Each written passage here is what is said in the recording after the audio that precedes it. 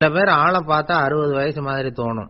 உண்மையான வயசு என்னன்னு பார்த்தா 40 அல்லது 45 சில பேரை பார்க்கறதுக்கு 45 மாதிரி தெரியும், உண்மையிலேயே 65 தாண்டி இருப்பாங்க. ஒரு மனிதனுக்கு 2 வகையான வயது உண்டுங்கிறார் ஓஷோ. அதாவது உடம்புக்குன்னு ஒரு வயசு, மனசுக்குன்னு ஒரு வயசு. முதல் உலக மகா யுத்தம் நடந்தது இல்லையா, அது முடிஞ்சதுக்கு அப்புறம் முதல் தடவையா மனிதனின் மூளை வளர்ச்சியை பத்தி மனநல வைத்தியர்கள் ஒரு கணக்கெடுப்பு சோதனை நடத்தினாங்களாம். அது வரைக்கும் மனிதனுக்கு 2 வகையான வயது உண்டுன்னு யாரும் சிந்திச்சதே இல்லையா. அந்த உலக மகா யுத்தம் முடிஞ்சதுக்கு அப்புறம் மனிதனுடைய சராசரி மனதின் வயதை கணக்கிட்டு பார்க்கும் பொழுது அவங்களுக்குலாம் ரொம்ப அதிர்ச்சியா இருந்துதான். ஏன்னா அது ரொம்ப பின்தங்கிய நிலையில இருந்திருக்கு, வளர்ச்சி அடையாத நிலையில இருந்திருக்கு. அவங்க கண்டுபிடிச்ச பிரகாரம் அப்ப மனசோட சராசரி வயசு என்ன தெரியுமா, 14. அப்படின்னா பாத்துங்க, உடல் ரீதியா ஒருத்தரோட வயசு 70 கூட இருக்கலாம், ஆனா மனசோட வயசு 14 தான். இதுக்கு நேர்மாறா அமைஞ்சு போச்சுன்னு வச்சுங்க. அதாவது ஒருத்தருக்கு உண்மையிலேயே 14 வயசு, அதாவது உடலோட வயசு 14, அவரோட மனசின் வயசு 70ன்னு வச்சுக்கோங்க. இப்படி அமைஞ்சுட்டுதுன்னா அவர் சீக்கிரம் ஞானத்தன்மை அடைஞ்சிருவார் அப்படின்னு அர்த்தம். இப்ப நமக்கெல்லாம் உடம்போட வயசு மனசோட வயசு ரெண்டும் ஒன்னா இருந்துட்டா அதுவே போதும், அதுவே பெரிய விஷயம். இப்ப எமர்சன் கிட்ட போய் ஒருத்தர் கேட்டாராம், உங்க வயசு என்ன அப்படின்னு. அவர் உடனே பதில் சொல்லியிருக்கார், 360 வருஷம் அப்படின்னாராம். கேட்டவர் குழம்பி போயிட்டார். அவர் என்ன சொல்றாரு, 360 வயசா, என்ன நம்ம காதல தான் சரியா விழலையா? எமர்சன் எப்பவும் உண்மையை பேசுற ஒரு சிறந்த அறிவாளி, அவர் இப்படிலாம் பொய் சொல்ல மாட்டாரே அப்படின்னு ஒரு யோசனை பண்ணிட்டு இவர் மறுபடியும் அவர் கிட்ட போனாராம். ஐயா, நீங்க சொன்னது சரியா என் காதல விழல, அதனால மறுபடியும் கேட்கிறேன், உங்க வயசு என்ன அப்படின்னாராம். எமர்சன் மறுபடியும் சொல்லியிருக்கிறார் 360 வருஷம்னு. வந்தவருக்கு உண்மையிலேயே அதிர்ச்சியா போயிட்டுது. அதுக்கப்புறம் மெதுவா ஆரம்பிச்சாராம், ஐயா நீங்க சொல்றதை என்னால ஏத்துக்க முடியாது, எப்படி பார்த்தாலும் இப்போ உங்களுக்கு வயசு ஒரு 60க்கு மேல இருக்காதுன்னு நினைக்கிறேன் அப்படின்னாராம். நீங்க சொல்றது சரிதான், அது என் உடம்போட வயசுன்னாராம் எமர்சன். அப்படின்னா ஏற்கனவே நீங்க சொன்னது அப்படின்னு கேட்டிருக்காரு, அது என் மனசோட வயசு அப்படின்னாராம். நம்மளை பொறுத்த வரைக்கும் அறிவு தூசு படிஞ்சிருக்கு, அது மாதிரியே அன்பும் மாசுபட்டிருக்கு. இது ரெண்டையும் சுத்தம் பண்ண வேண்டியிருக்குது, அப்பதான் நாம சரியான வயசுல வாழ முடியும். ஒரு ஆசாமி இருக்கிறார், அவருக்கு உடம்போட வயசு அதிகம், மனசோட வயசு ரொம்ப குறைச்சல், குழந்தை மாதிரி. அவர் ஒரு ஆஸ்பத்திரியில படுத்திருக்கிறார். நர்சம்மா எல்லாருக்கும் மருந்து கொடுத்துட்டு போறாங்க. கொஞ்ச நேரம் கழிச்சு திரும்பி வந்தாங்க. அப்ப இவர் அந்த அம்மாவை கூப்பிட்டு சொல்றார், இதை பாருங்க சிஸ்டர், நீங்க எல்லாருக்கும் சின்ன சின்ன மாத்திரையா கொடுத்துட்டு எனக்கு மட்டும் நீளமான மாத்திரையா கொடுத்துட்டீங்க, முழுங்கறதுக்கு ரொம்ப கஷ்டமா போச்சு, இனிமே எனக்கும் சின்ன மாத்திரையா கொடுங்க சிஸ்டர் அப்படின்னாராம். அந்த அம்மா உடனே அதிர்ச்சி ஆகி தலையில அடிச்சுக்கிட்டாங்களாம். நான் கஷ்டப்பட்டு மாத்திரையை முழுங்கினத்துக்கு நீங்க ஏமா தலையில தட்டிக்கிறீங்க அப்படின்னு கேட்டிருக்காரு இவர். இதுக்கு அவங்க சொல்லியிருக்கிறாங்க, நான் உங்களுக்கு கொடுத்துட்டு போனது மாத்திரை இல்லைங்க, அது தெர்மாமீட்டர் அப்படின்னாங்களாம்.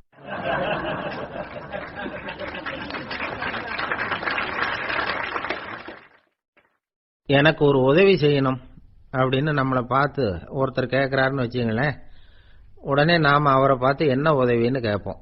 இதுதான் சராசரி மனிதர்களின் இயல்பு. ஆனா ஒருத்தர் எனக்கு ஒரு உதவி செய்யணும் அப்படின்னு கேட்ட உடனே என்ன உதவின்னு கூட கேட்காம சரி செய்யறேன் அப்படின்னு ஒத்துக்கிறது இருக்கு பாருங்க, அது கொஞ்சம் அபூர்வம். அந்த காலத்துல ஒருத்தர் இருந்தார்.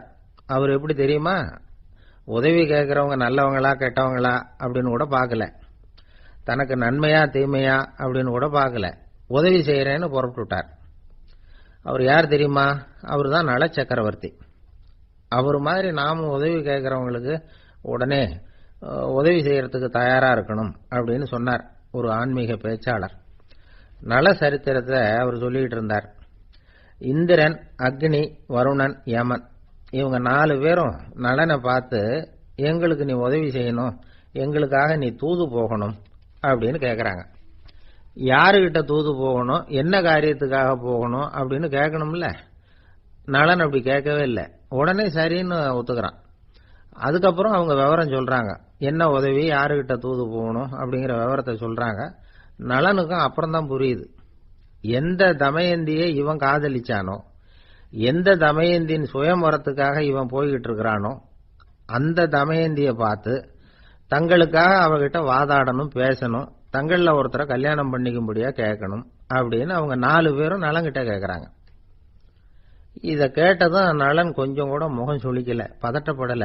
நேரா தமயந்தி கிட்ட போறான். இந்திரன், அக்னி, வருணன், யமன் இவங்களோட சிறப்புகளை எடுத்து சொல்றான். இவங்கள ஒருத்தரை கல்யாணம் பண்ணிக்கலாம் அப்படின்னு சொல்லி கேட்டுக்கிறான். ஆனா இதுக்கு தமயந்தி சம்மதிக்கல. சுயம்வரம் நடக்குது. அவ நலனை தேர்ந்தெடுக்கிறா. அந்த 4 பேரும் நலனுக்கு நிறைய வரங்கள்லாம் கொடுக்கறாங்க. அதுக்கப்புறம் இப்படி போகுது கதை. இதுல நாம கவனிக்க வேண்டியது என்னன்னா, உதவின்னு கேட்ட உடனே என்ன உதவின்னு கேட்காம சரி செய்யறேன்னு சொன்னான் பாருங்க, அதை கொஞ்சம் சிந்திக்கணும். செய்யறேன்னு ஒத்துக்கிட்டதுக்கு அப்புறம் அது என்ன உதவின்னு தெரிஞ்சும் முகம் சுளிக்காம அதை செஞ்சான் பாருங்க, அதையும் கொஞ்சம் சிந்திக்கணும். நம்மால் ஒரு நண்பனை தேடி போனா, எனக்கு ஒரு உதவின்னா சரி சொல்லுன்னா, இப்போ உங்ககிட்ட 2 கார் இருந்தா என்ன பண்ணுவேன்னா, உடனே அதுல ஒண்ணு உங்ககிட்ட கொடுத்துருவேன்னா, அவன் உங்ககிட்ட 2 பங்களா இருந்தா என்ன பண்ணுவேன்னா, அதுல ஒண்ணு உங்ககிட்ட கொடுத்துருவேன்னா, உங்ககிட்ட 2 பேனா இருந்தா என்ன பண்ணுவேன்னா, அதுல ஒரு பேனாவை உங்ககிட்ட கொடுக்க மாட்டேன்னா அவன். ஏன்டா அப்படி சொல்றேன்னா, ஏன்னா இப்ப நிஜமாவே என்கிட்ட 2 பேனா இருக்கு, அதனால அப்படி சொல்றேன் அப்படின்னு நானா அவன்.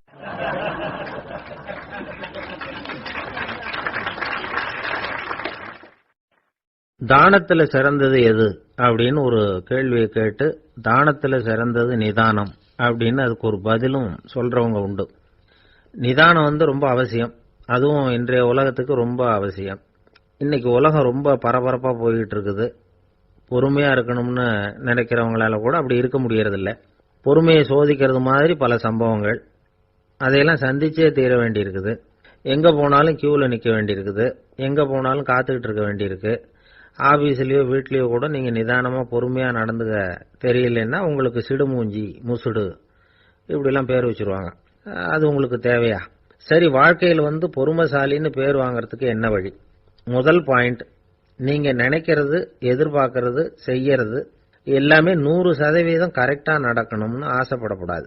எதுவா இருந்தாலும் அதுல ஓரளவுக்கு தவறு நடக்கலாம் அப்படிங்கறத எதிர்பார்த்தே இருக்கணும். ஓரளவுக்கு அதை அனுமதிக்கணும். ஒரு நண்பரை 6 மணிக்கு ஒரு இடத்துக்கு வர சொல்லி இருக்கிறீங்க, 6 மணிக்கு அவர் வரல, உடனே பொறுமை இழந்து நடந்துக்க கூடாது.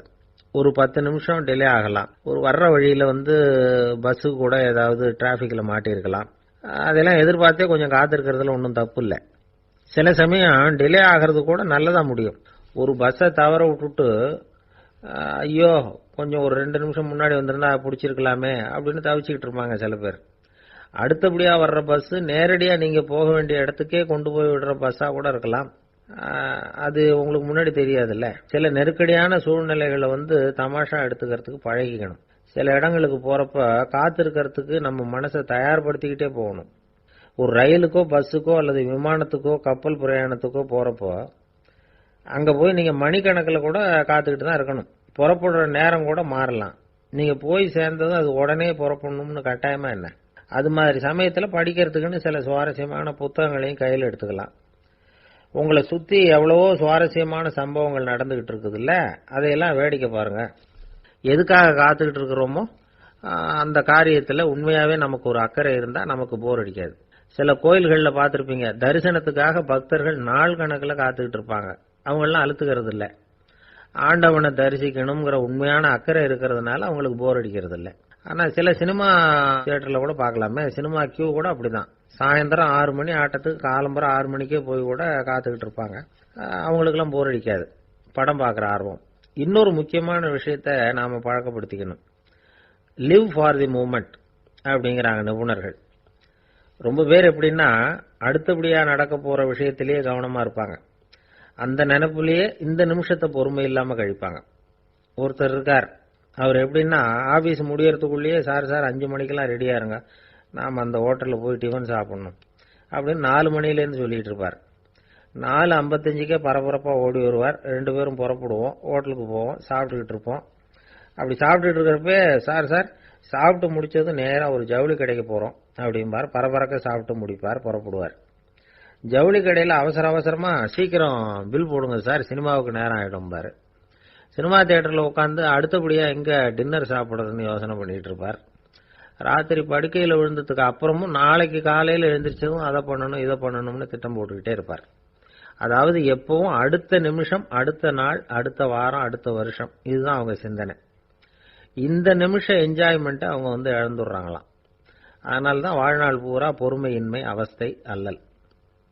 அதனால நாம எல்லாரும் வாழ்க்கையில நிதானமா இருக்கிறதுக்கு கத்துக்கணுமா. அதுக்காக இந்த நிதானத்துக்கு வேற விதமான அர்த்தம் பண்ணிக்க கூடாது. ஒருத்தர் அப்படித்தான் ஒரு தடவை அவருடைய குதிரை காணாம போயிட்டுதான். அதுக்காக அவர் கவலைப்படல, நிம்மதியா இருந்தார், சந்தோஷமா இருந்தார். என்ன சார் இது, உங்க குதிரை திருட்டு போயிட்டுதுங்கிறீங்க, நீங்க கவலைப்படாம இருக்கிறீங்களே அப்படின்னு கேட்டாங்களாம். அதுக்கு அவர் சொல்லியிருக்கார், நல்ல வேளை சார், கட்டியிருந்த குதிரை காணாம போயிருக்குது. நான் அது மேல உட்கார்ந்து இருக்கிற சமயம் அது காணாம போயிருந்ததுன்னா, திருட்டு போயிருந்ததுன்னா நானும் சேர்ந்துல காணாம போயிருப்பேன் அப்படின்னாராம். எவ்வளவு நிதானமான ஆள் பாருங்க.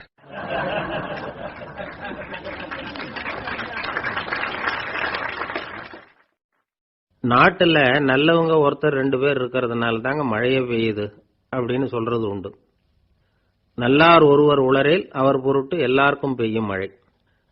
சில சமயம் ரொம்ப பேர் திடீர்னு நல்லவங்களா ஆயிடுவாங்க போல இருக்கு. அதனாலதான் விடாம பேய் மழையா கொட்டி தீர்த்துடுது. எல்லாரும் நல்லவங்களாயிட்டா உலகமே தாங்காது போல இருக்க. அப்பப்ப ஒருத்தர் 2 பேர் நல்லவங்களாகணும், அப்பதான் சீரா மழை பெய்யும். மாசத்துக்கு 3 பேர் நல்லவங்களானா மாதம் மும்மாரி பொழியும். இதெல்லாம் வேடிக்கை பேச்சு. இப்போ இதெல்லாம் ஒரு பக்கம் இருக்கட்டும், இப்போ விஷயத்துக்கு வருவோம். ஒரு கும்பல்ல நல்லவன் யாரு அப்படிங்கறத எப்படி கண்டுபிடிக்கிறது? இதுக்கு ஒரு வேடிக்கை கதை உண்டு. என்னுடைய நண்பர் ஒருத்தருக்கு அவங்க பாட்டியம்மா சொன்ன கதையா அது. அது என்ன கதைன்னா, ஒரு ஊர்ல ஒரு சமயம் பலமான மழை பெய்ய ஆரம்பிச்சுட்டுதான். இடி மின்னல் ரொம்ப கடுமையா இருந்திருக்குது. ஆரம்பிச்ச மழை வர வர கடுமையா ஆகிட்டு இருக்குதே தவிர நிக்கிற பாடா தெரியல. ஊரு ஜனங்கள்லாம் பார்த்தாங்க. இதுக்கு மேலேயும் வீட்டுக்குள்ள இருந்தா ஆபத்துங்கிறத புரிஞ்சுக்கிட்டாங்க. ஏன்னா வீடெல்லாம் இடிஞ்சி விழுந்துருமோங்கிற பயம். உடனே எல்லாரும் புறப்பட்டு ஊருக்கு பொதுவா இருந்த ஒரு மண்டபத்துல போய் தங்கிக்கிட்டாங்க. மின்னல் கடுமையா இருந்தது. இடி எந்த நேரத்திலையும் விழலாம்ங்கிற நிலைமை. எப்போ விழலாம்னு பார்த்துக்கிட்டு இருக்குது. அந்த மண்டபத்துல இருந்த ஜனங்கள் மனசுக்குள்ள ஒரு பயம். நம்ம கூட்டத்துல யாராவது ஒரு கெட்டவன் பாவம் பண்ணவன் இருந்தா கூட இடி இந்த மண்டபத்துல விழுந்துரும், அது எல்லாருக்கும் ஆபத்து அப்படின்னு நினைச்சாங்க. சரி, இதுக்கு என்ன பண்ணலாம் அப்படின்னு யோசனை பண்ணாங்க. அந்த கூட்டத்துல ஒரு பெரியவர் இருந்தார். அவரு ஒரு யோசனை சொன்னார். இதோ பாருங்க, அதுக்கு ஒரு வழி இருக்கு. அதோ எதிர்த்தாப்புல கொஞ்சம் தூரத்துல ஒரு உயரமா மரம் ஒண்ணு இருக்கு பாருங்க. பொதுவா இடி சுலபமா விழறது அது மாதிரி உயரமான மரத்துல தான். நம்ம கூட்டத்துல இருக்கிறவங்க எல்லாரும் ஒவ்வொருத்தரா போய் அந்த மரத்தை தொட்டு விட்டு திரும்பி வந்துடணும். நம்மள பாவம் பண்ணவன் யாரோ அவன் அந்த மரத்தை தொடுற சமயத்துல இடி விழுந்துரும், அவன் மட்டும் போயிடுவான், மண்டபத்துல இருக்கிற நாமெல்லாம் பொழைச்சிக்கலாம் அப்படின்னு ஐடியா கொடுத்தாரு அந்த பெரியவர். இது நல்ல யோசனையா பட்டது. எல்லாரும் ஒத்துக்கிட்டாங்க. ஒவ்வொருத்தரா போய் அந்த மரத்தை தொட்டு விட்டு திரும்பி வந்தாங்க. இடி எதுவும் விழல. இன்னமும் பாவம் பண்ண ஆசாமி அதை போய் தொடல போல இருக்கு அப்படின்னு நினைச்சுக்கிட்டாங்க. ஒவ்வொருத்தரா போறாங்க, எல்லாரும் போய் தொட்டு விட்டு வந்தாச்சு. இன்னும் ஒரே ஒரு ஆசாமி தான் பாக்கி. கடைசியா இருந்த அந்த ஆள் பயந்துட்டான். இது வரைக்கும் இடி விழலைன்னா இப்ப என்ன அர்த்தம்? இப்ப நாம தான் பாக்கி, நாம தான் தப்பு பண்ண ஆள் போல இருக்கு அப்படின்னு நினைச்சுட்டான். அதனால துணிச்சலா போய் தொடுறதுக்கு பயந்தான், தயங்கிக்கிட்டே இருந்தான். இருந்தாலும் மற்றவங்க எல்லாம் சும்மா இருப்பாங்களா? கட்டாயப்படுத்தி கழுத்தை பிடிச்சி தள்ளாத குறையா அவனை தள்ளி விட்டாங்க, போய் தொட்டுட்டு வாடான்னு. அவன் நடுங்கிட்டே போய் அந்த மரத்தை தொட்டான். அதே வினாடி ஒரு பயங்கரமான மின்னல் இடி விழுந்துட்டுது. எங்க விழுந்தது தெரியுமா? அந்த ஆள் மேல இல்ல, மண்டபத்துல விழுந்தது. மண்டபத்துல இருந்தவங்க பூரா காலி. அந்த ஒரு ஆள் மட்டும் பொழைச்சுக்கிட்டான். இந்த ஒரு ஆளை காப்பாத்துறதுக்காக தான் இடி மண்டபத்துல விழாம இருந்திருக்குது. இதுதான் கதை. அதனால நல்லவங்க எப்படியும் தப்பிச்சுக்குவாங்க அப்படிங்கிறது ஒரு நீதி. ஒருத்தன் அப்படிதான் தெருவில் நடந்து போய்கிட்டு இருந்தான், ரொம்ப நல்லவன். எதிரில் ஒருத்தன் சைக்கிள்ல வந்துகிட்டு இருந்தான். அதுல மோதி இவன் கீழே விழுந்துட்டான். சைக்கிள்காரன் உடனே இறங்கி இவனை தூக்கி விட்டான். இவன் எழுந்திரிச்சு அவனை முறைச்சி பார்த்தான். அப்படி பார்க்காதீங்க சார், நீங்க ரொம்ப புண்ணியம் பண்ணிருக்கீங்க, அதுதான் இப்போ சைக்கிள்ல மோதிக்கிட்டீங்க அப்படின்றான். என்ன அப்படி சொல்றேன் நான்? இவன் 10 நிமிஷத்துக்கு முன்னாடி நான் லாரி ஓட்டிட்டு வந்தேன், அப்போ நீங்க எதிரில் வந்திருந்தீங்கன்னா என்ன ஆயிருக்கும் அப்படின்னானா அவன்.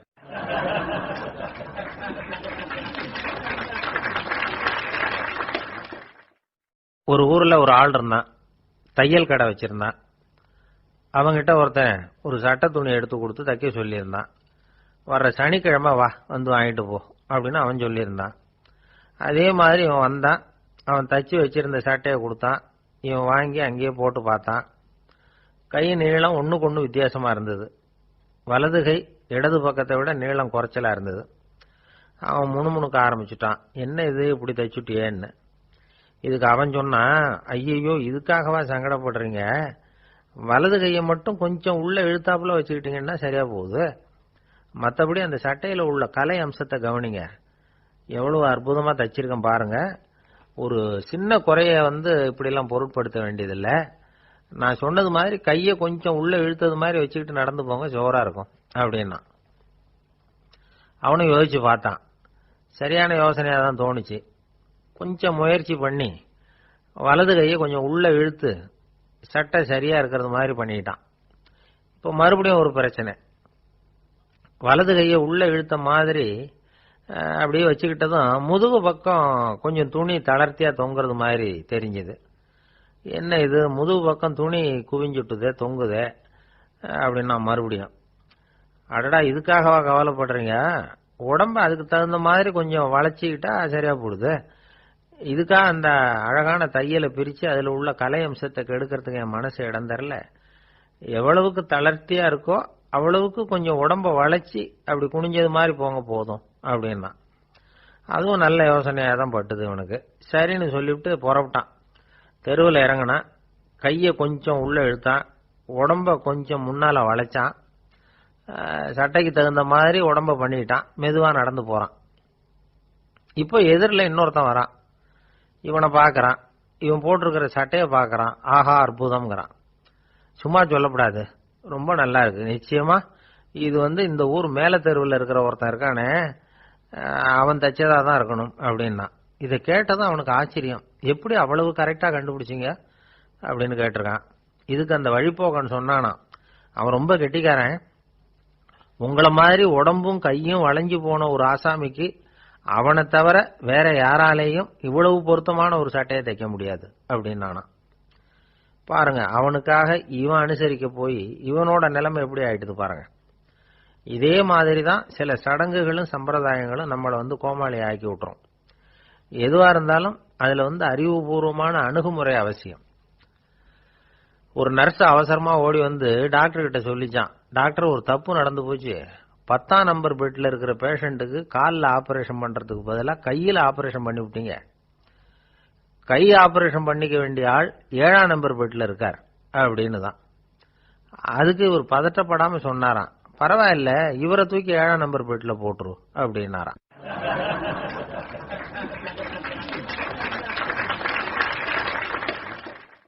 இந்த உலகத்துல மனுஷன் எவ்வளவோ தவறுகள் செய்யறான், அதுக்கெல்லாம் என்ன காரணம், அதை பத்தின ஆராய்ச்சி தான் இன்னைக்கு. இதுக்கு ஆராய்ச்சி என்னத்துக்கு, அது தெரிஞ்ச விஷயம் தானே அப்படின்னு நீங்க நினைக்கலாம். ஆனா அப்படி அலட்சியமா இந்த விஷயத்தை விட்டுறக்கூடாது. பொதுவா எல்லோரும் நினைக்கலாம் எது சரி எது தவறு அப்படின்னு தெரியாததுனாலதான் மனுஷன் தப்பு பண்றான் அப்படின்னு. ஆனா அப்படி சொல்லிட முடியாது. மனுஷன் தெரிஞ்சேதான் தவறுகள் பண்றான். இப்போ உதாரணத்துக்கு ஒரு சாலையில இடது பக்கம் போக வேண்டிய ஒருத்தர் நடுக்கோட்டை தாண்டி வலது பக்கமா வண்டியை ஓட்டிட்டு போறாருன்னு வச்சுங்க, என்னப்பா இது தப்பு இல்லையா அப்படின்னு அவர்கிட்ட கேட்டா, அதெல்லாம் எனக்கு தெரியும், நீ உன் வேலையை பார்த்துட்டு போ அப்படிம்பார். வலது பக்கமா போறது தப்புன்னு தெரிஞ்சேதான் அவர் அப்படி செய்யறார், அப்படி போறார்.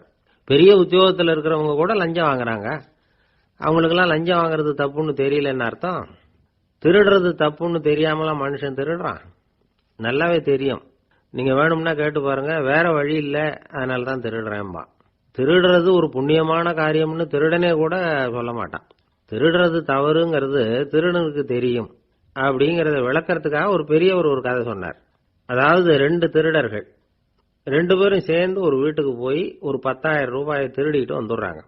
ஒரு காட்டு வழியா வந்துகிட்டு இருக்கிறாங்க. இன்னும் விடியல, 2 பேருக்கும் தூக்கம் கண்ணை சுத்துது. சரி இப்படியே ஒரு மரத்தடியில படுத்து தூங்குவோம், காலையில விடிஞ்சதும் இந்த பணத்தை 2 பேரும் பங்கு போட்டுக்குவோம் அப்படின்னு முடிவு பண்றாங்க. அதே மாதிரி படுத்து தூங்குறாங்க. நடு ராத்திரியில ஒரு திருடன் முழிச்சுக்கிறான். விடிகிற வரைக்கும் காத்துக்கிட்டு இருந்தா 5,000 ரூபா தான் கிடைக்கும், இப்பவே கம்பி நீட்டினா 10,000 ரூபா கிடைக்கும் அப்படின்னு யோசிச்சு பார்த்துட்டு ஒரு முடிவுக்கு வந்தான். மெதுவா அந்த 10,000த்தையும் சுருட்டிக்கிட்டு அடுத்தவனுக்கு தெரியாம ஓடி போயிட்டான். விடியுது, அடுத்தவன் எழுந்திரிச்சு பாக்குறான், பணத்தையும் காணல பாகஸ்தனையும் காணல. இந்த திருடன் அந்த திருடனை திட்டுறான், திருட்டு பய, அயோக்கிய பய, இப்படி அநியாயமா கிளப்பிட்டு போட்டானே அப்படிங்கிறான். இதுல இருந்து என்ன தெரியுது? தெரியாம எடுத்துக்கிட்டு போறது திருட்டு, அயோக்கியத்தனம், அநியாயம் அப்படிங்கறது இவனுக்கு தெரிஞ்சிருக்குது. அதனாலதான் அடுத்தவனை பார்த்து இப்படி திட்டுறான். அதனால தெரியாததுனால மனுஷன் தவறு பண்றான்னு சொல்றது சரியில்லை. அப்படின்னா மனுஷன் பண்ற தவறுகளுக்கு உண்மையான காரணம் தான் என்ன? இதே சந்தேகம் அர்ஜுனனுக்கும் வந்துதான்.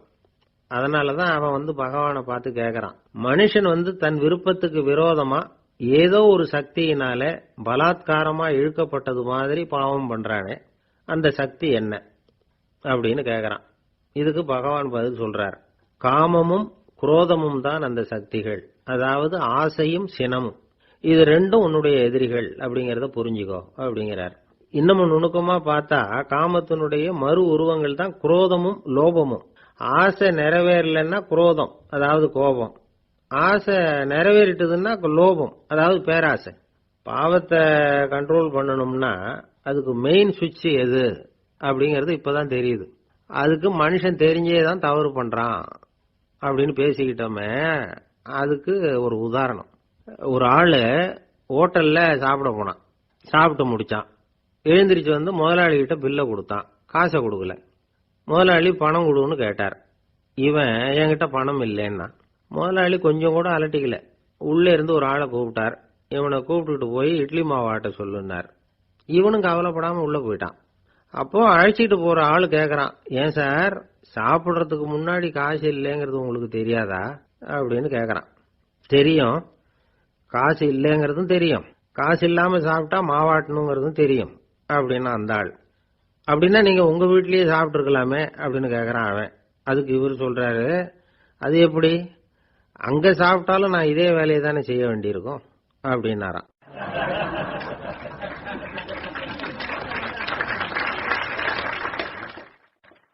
கப்பல் கடல்ல போய்கிட்டு இருக்கு. புயல், சூறாவளி, அலையெல்லாம் பெருசு பெருசா ரொம்ப உயரமா உண்டாகுது. கடுமையான காற்றிலேயும் வேகமான அலைகள்லேயும் சிக்கி அந்த கப்பல் தடுமாறுது. திசை மாறி போச்சு. எந்த பக்கம் போயிட்டு இருக்கிறோம்னே தெரியல. அந்த கப்பலை செலுத்திக்கிட்டு இருந்த மாலுமி ரொம்ப சாமர்த்தியமா செயல்பட்டார். தன்னுடைய அறிவாற்றலையும் திறமையையும் முழுமையா பயன்படுத்தினார். அந்த கப்பலை கட்டுப்படுத்தினார். மெதுவா அந்த சூறாவளியிலிருந்து கப்பலை காப்பாத்தி கரைக்கு கொண்டுட்டு சேர்த்துட்டார். மாலுமின்னு ஒருத்தர் இருந்ததுனால அந்த மரக்கலம் காப்பாற்றப்பட்டது. மாலுமின்னு ஒருத்தர் இல்லைன்னு வச்சுக்குங்க, அந்த கப்பலோட கதி என்னவா இருக்கும் யோசிச்சு பாருங்க. ஒரு கோபக்காரனுடைய நிலைமையும் அப்படித்தானா. கோபக்காரன்கிறவன் ஒரு மாலுமி இல்லாத மரக்கலம் அப்படிங்கிறார் நபிகள் நாயகம். கொந்தளிக்கிற கடல்ல கொடுமையான அலைகளின் உச்சியில அல்லல் படுகிற மரக்கலத்தை விட மோசமானது கோபக்காரனின் நிலைமை அப்படிங்கிறது அவருடைய கருத்து. அது மாதிரி இதுன்னு சொல்லல, அதை விட மோசம் இது அப்படிங்கிறார். ஏன் தெரியுமா? ஒரு கப்பல் கடல்ல தடுமாறினா அதை சரிப்படுத்த மாலுமி இருக்கிறார். அவர் தன்னுடைய சாமர்த்தியத்தினால அதை கட்டுப்படுத்தி சரியான வழிக்கு கொண்டுட்டு வந்துருவார். ஆனா கோபக்காரனுடைய நிலைமை அப்படி இல்லை அப்படிங்கிறார் நபிகள் நாயகம். மனித மனம் ஒரு மரக்கலம், அறிவு அதுல இருக்கிற மாலுமி. மாலுமி மரக்கலத்தை செலுத்துறான், அவனுக்கு கட்டுப்பட்டு அது ஓடுது. ஆனா கோபக்காரன்கிற மனுஷங்கிட்ட அறிவுங்கிற மாலுமி சரியா வேலை செய்ய மாட்டான். ஏன்னா கோபம் அந்த மாலுமியின் கண்களை அவிச்சிரும், காதுகளை கேட்காம பண்ணிவிடும். கண்ணையும் காதையும் மூடிவிட்டு கப்பலை ஓட்டுனா எப்படி ஓட்டுறது? அதனால கோபக்காரன் மாலுமி இல்லாத மரக்கலம். இடி மின்னல்ல மாட்டிக்கிட்டு கஷ்டப்படுற கப்பல் மாதிரி கஷ்டப்படுறான். பெரியவங்க எல்லாம் என்ன சொல்றாங்க? உனக்கு கெடுதல் பண்ணவனுக்கும் நீ நன்மையே செய், எவருடைய விருப்பு வெறுப்பையும் பொருட்படுத்தாதே. பரம எதிரிக்கும் நீ நன்மை செய்ய ஆரம்பிச்சா உன்னுடைய தூய நிலையை பார்த்துட்டு அவனும் உனக்கு நெருக்கமான நண்பனா ஆயிடுவான். இதுதான் பெரியவங்க நமக்கு சொல்லி இருக்கிறது. புனித குர்ஆன் சொல்றது என்ன? தீமையை நன்மையை கொண்டே நீர் தடுத்துக் கொள்ளும் அப்படின்னு சொல்லப்பட்டிருக்கிறதுல. இன்னா செய்தாரை ஒருத்தல் அவர் நாண நன்னயம் செய்து விடல் அப்படிங்கிறார் திருவள்ளுவர். செல்வந்தர் ஒருத்தர்கிட்ட ஒரு சிறுவன் ஆடு மேய்ச்சிக்கிட்டு இருந்தானா. பெரியவர் அவனை கூப்பிட்டு, நீ நேரா போய் ஒரு ஆட்டுல உள்ள ரொம்ப நல்ல பகுதி எதுவோ அதை எடுத்துட்டு வா அப்படின்னாராம். இவன் போனான். ஒரு ஆட்டு உடம்புல இருந்த நாக்கு, இருதயம், இது ரெண்டையும் எடுத்துட்டு கொடுத்தானா. பெரியவர் வாங்கி பார்த்தார். அதுக்கப்புறம் இப்ப நீ போய் இன்னொரு ஆட்டுல இருக்கிற ரொம்ப கெட்ட பகுதி எதுவோ அதை எடுத்துட்டு வா அப்படின்னாராம். இவன் போய் எடுத்துட்டு வந்தான். அவன் கையில இருந்தது மறுபடியும் அதே மாதிரி நாக்கு, இருதயம், இது ரெண்டும் தான். என்னது இப்பவும் அதையே கொண்டுட்டு வந்திருக்கிற அப்படின்னாராம் பெரியவர். இவன் சொன்னானா, ஒரு உடம்புல உள்ள ரொம்ப நல்ல பொருளும் இதுதான், ரொம்ப கெட்ட பொருளும் இதுதான் அப்படின்னானா. இளம் வயசுல இப்படி பதில் சொன்னவர் தான் பேரறிஞர் லுக்மானுல் ஹக்கீம் அவர்கள். கோபப்படாம இருந்தா இது ரெண்டும் நல்லா வேலை செய்யும், கோபப்பட்டா இது ரெண்டும் மோசமா வேலை செய்யும். அதை புரிஞ்சுக்கிறதுக்காகத்தான் இன்னைக்கு இந்த தகவல். கோபம் வந்துட்டா நாம என்ன செய்யறோங்கிறது நமக்கே தெரியாது. ஒருத்தர் டாக்டர் கிட்ட போனார் அவசரமா. டாக்டர், எனக்கு இப்ப கடுமையான கோப வெறி, எனக்கு கண்ணு மண்ணு ஒன்னும் புரியல, உடனடியாக அதை கட்டுப்படுத்தணும், உடனே இதுக்கு ஏதாவது ஒரு மாத்திரை கொடுங்க ப்ளீஸ் அப்படின்னார். அந்த டாக்டரும் உடனே ஒரு மாத்திரையை கொடுத்து இதை உடனே போடுங்க, நான் தண்ணி கொண்டுட்டு வரேன்னு உள்ள போனார். தண்ணியோட திரும்பி வந்தார். இவரு சொன்னார், டாக்டர், நீங்க கொடுத்த மாத்திரை ரொம்ப பெருசா இருந்தது, இருந்தாலும் கஷ்டப்பட்டு முழுங்கிட்டேன்னார். டாக்டர் சந்தேகத்தோட மேசையை பாக்குறார். பார்த்தா மாத்திரை அங்கேயே இருக்குது, பேப்பர் வெயிட்ட காணல.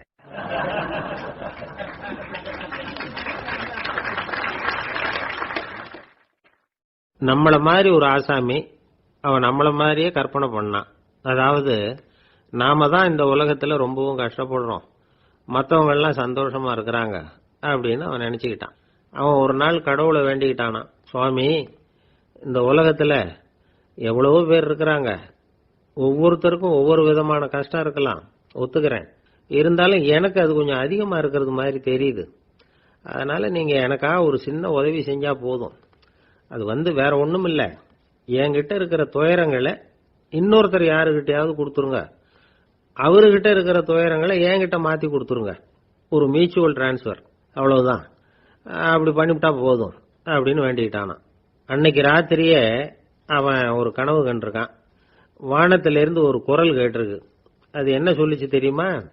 ஏ ஜனங்களே, எல்லாரும் அவங்கவுங்க கஷ்டங்களை ஒரு பையில போட்டு எடுத்துக்குங்க, அப்படி எடுத்துக்கிட்டு நேரா இந்த ஊர் எல்லையில இருக்கிற கோயிலுக்கு வந்து சேருங்க அப்படின்னு அந்த குரல். ஆஹா, கடவுள் நம்ம பிரார்த்தனைக்கு செவி சாய்ச்சுட்டார் அப்படின்னு சந்தோஷப்பட்டான் இவன். உடனே என்ன பண்ணா, தன்கிட்ட இருந்த கஷ்டத்தையெல்லாம் ஒரு சாக்கு பையில போட்டு எடுத்துக்கிட்டான். வீட்டை விட்டு வெளியில வந்தான். தெருவில் இறங்கி நடக்கிறான். அங்க பார்த்தா ஏகப்பட்ட பேர் ஆளுக்கு ஒரு பைய தூக்கிக்கிட்டு கோயிலுக்கு போயிட்டு இருக்கிறாங்க. சில பேர் மூட்டையா கட்டி தலையில சுமந்துக்கிட்டு போயிட்டு இருக்கிறாங்க. இவன் பார்த்தான். இவனுக்கு ரொம்ப ஆச்சரியமா இருந்தது. ஏன்னா எல்லாரும் வச்சிருக்கிற பைய இவன் பைய விட பெருசா இருந்தது. இவன் பை தான் இருக்கிறதுலயே கொஞ்சம் சின்னதா தெரிஞ்சது. இப்ப அவன் மறுபடியும் சாமியை வேண்டிக்கிட்டான். கடவுளே, இப்ப உள்ள சூழ்நிலையை கவனிச்சா என்கிட்ட இருக்கிற பையே பரவாயில்லன்னு தோணுது, அதனால வேற பைய எதையும் மாத்த வேணாம், இதுவே பரவாயில்ல, இந்த பையோட திரும்பி வீட்டுக்கு போனா போதும்னு நினைக்கிறேன் அப்படின்னு ஏதோ நினைக்க ஆரம்பிச்சுட்டான் அவன். எல்லாரும் கோயிலுக்கு போய் சேர்ந்தாங்க. கோயில்ல அந்த குரல் மறுபடியும் கேட்டுது. எல்லாரும் அவங்கவுங்க பைகளை சுவத்துல தொங்க விடுங்க, திடீர்னு விளக்குகள் அணையும், மணி அடிக்கப்படும், அதுதான் அடையாளம். அந்த சமயத்துல இருட்டுல உங்களுக்கு வேண்டிய பைய நீங்க மாத்தி எடுத்துக்கலாம், தேர்ந்தெடுத்துக்கலாம். வெளிச்சம் இருக்கிறப்பவே உங்களுக்கு பிடிச்ச பைக்கு பக்கமா பார்த்து நீங்க நின்னுக்கலாம் அப்படின்னு சொல்லி விவரம் சொல்லிச்சான் அந்த குரல். அப்படி சொன்னதுக்கு அப்புறம் திடீர்னு விளக்கு அணைஞ்சுது, மணி அடிச்சுது. கொஞ்ச நேரம் கழிச்சு மறுபடியும் விளக்குகள்லாம் எரிஞ்சுது. இப்போ பார்த்தா எல்லாரும் அவங்கவுங்க பையையே கெட்டியா பிடிச்சிட்டு நிக்கிறாங்க. இவனும் அப்படியே நிக்கிறான். இவன் மெதுவா பக்கத்துல நிக்கிறவங்க கிட்ட கேட்டானா, ஏன் நீங்க பைய கையிலேயே வச்சிருக்கிறீங்க, செவுத்துல மாட்டலையா அப்படின்னு கேட்டிருக்கான். இல்லப்பா, நீ ஏன் கையிலேயே வச்சிருக்கிறியோ அதே காரணத்துக்காக தான் நாங்களும் வச்சிருக்கிறோம். நம்ம கவலைகளை பத்தி நமக்கு ஓரளவுக்காவது தெரியும், ஆனா மற்றவங்க கவலைகள் நமக்கு பரிச்சயம் இல்லாதவை, பழக்கம் இல்லாதது. அதனால நமக்கு தெரிஞ்ச கவலைகளை சமாளிக்கிறது சுலபம். தெரியாததை சமாளிக்கணும்னா மறுபடியும் ஆரம்பத்திலிருந்து ஆரம்பிக்கணும். அதனால பழைய நண்பர்களோட வாழறது தான் மேல் அப்படின்னு நானான். அதுக்கப்புறம் அவன் தன்னோட பைய போதும்னு வீட்டுக்கு திரும்பி வந்துட்டானான். இது ஒரு பெரியவர் சொல்லி இருக்கிற கதை. அதனால நம்ம கிட்ட இருக்கிற கஷ்டங்கள் தான் பெருசு, அதை இன்னொருத்தங்கிட்ட கொடுத்துட்டு மாத்திக்கலாம் அப்படின்னு நினைக்கிறது தப்பு.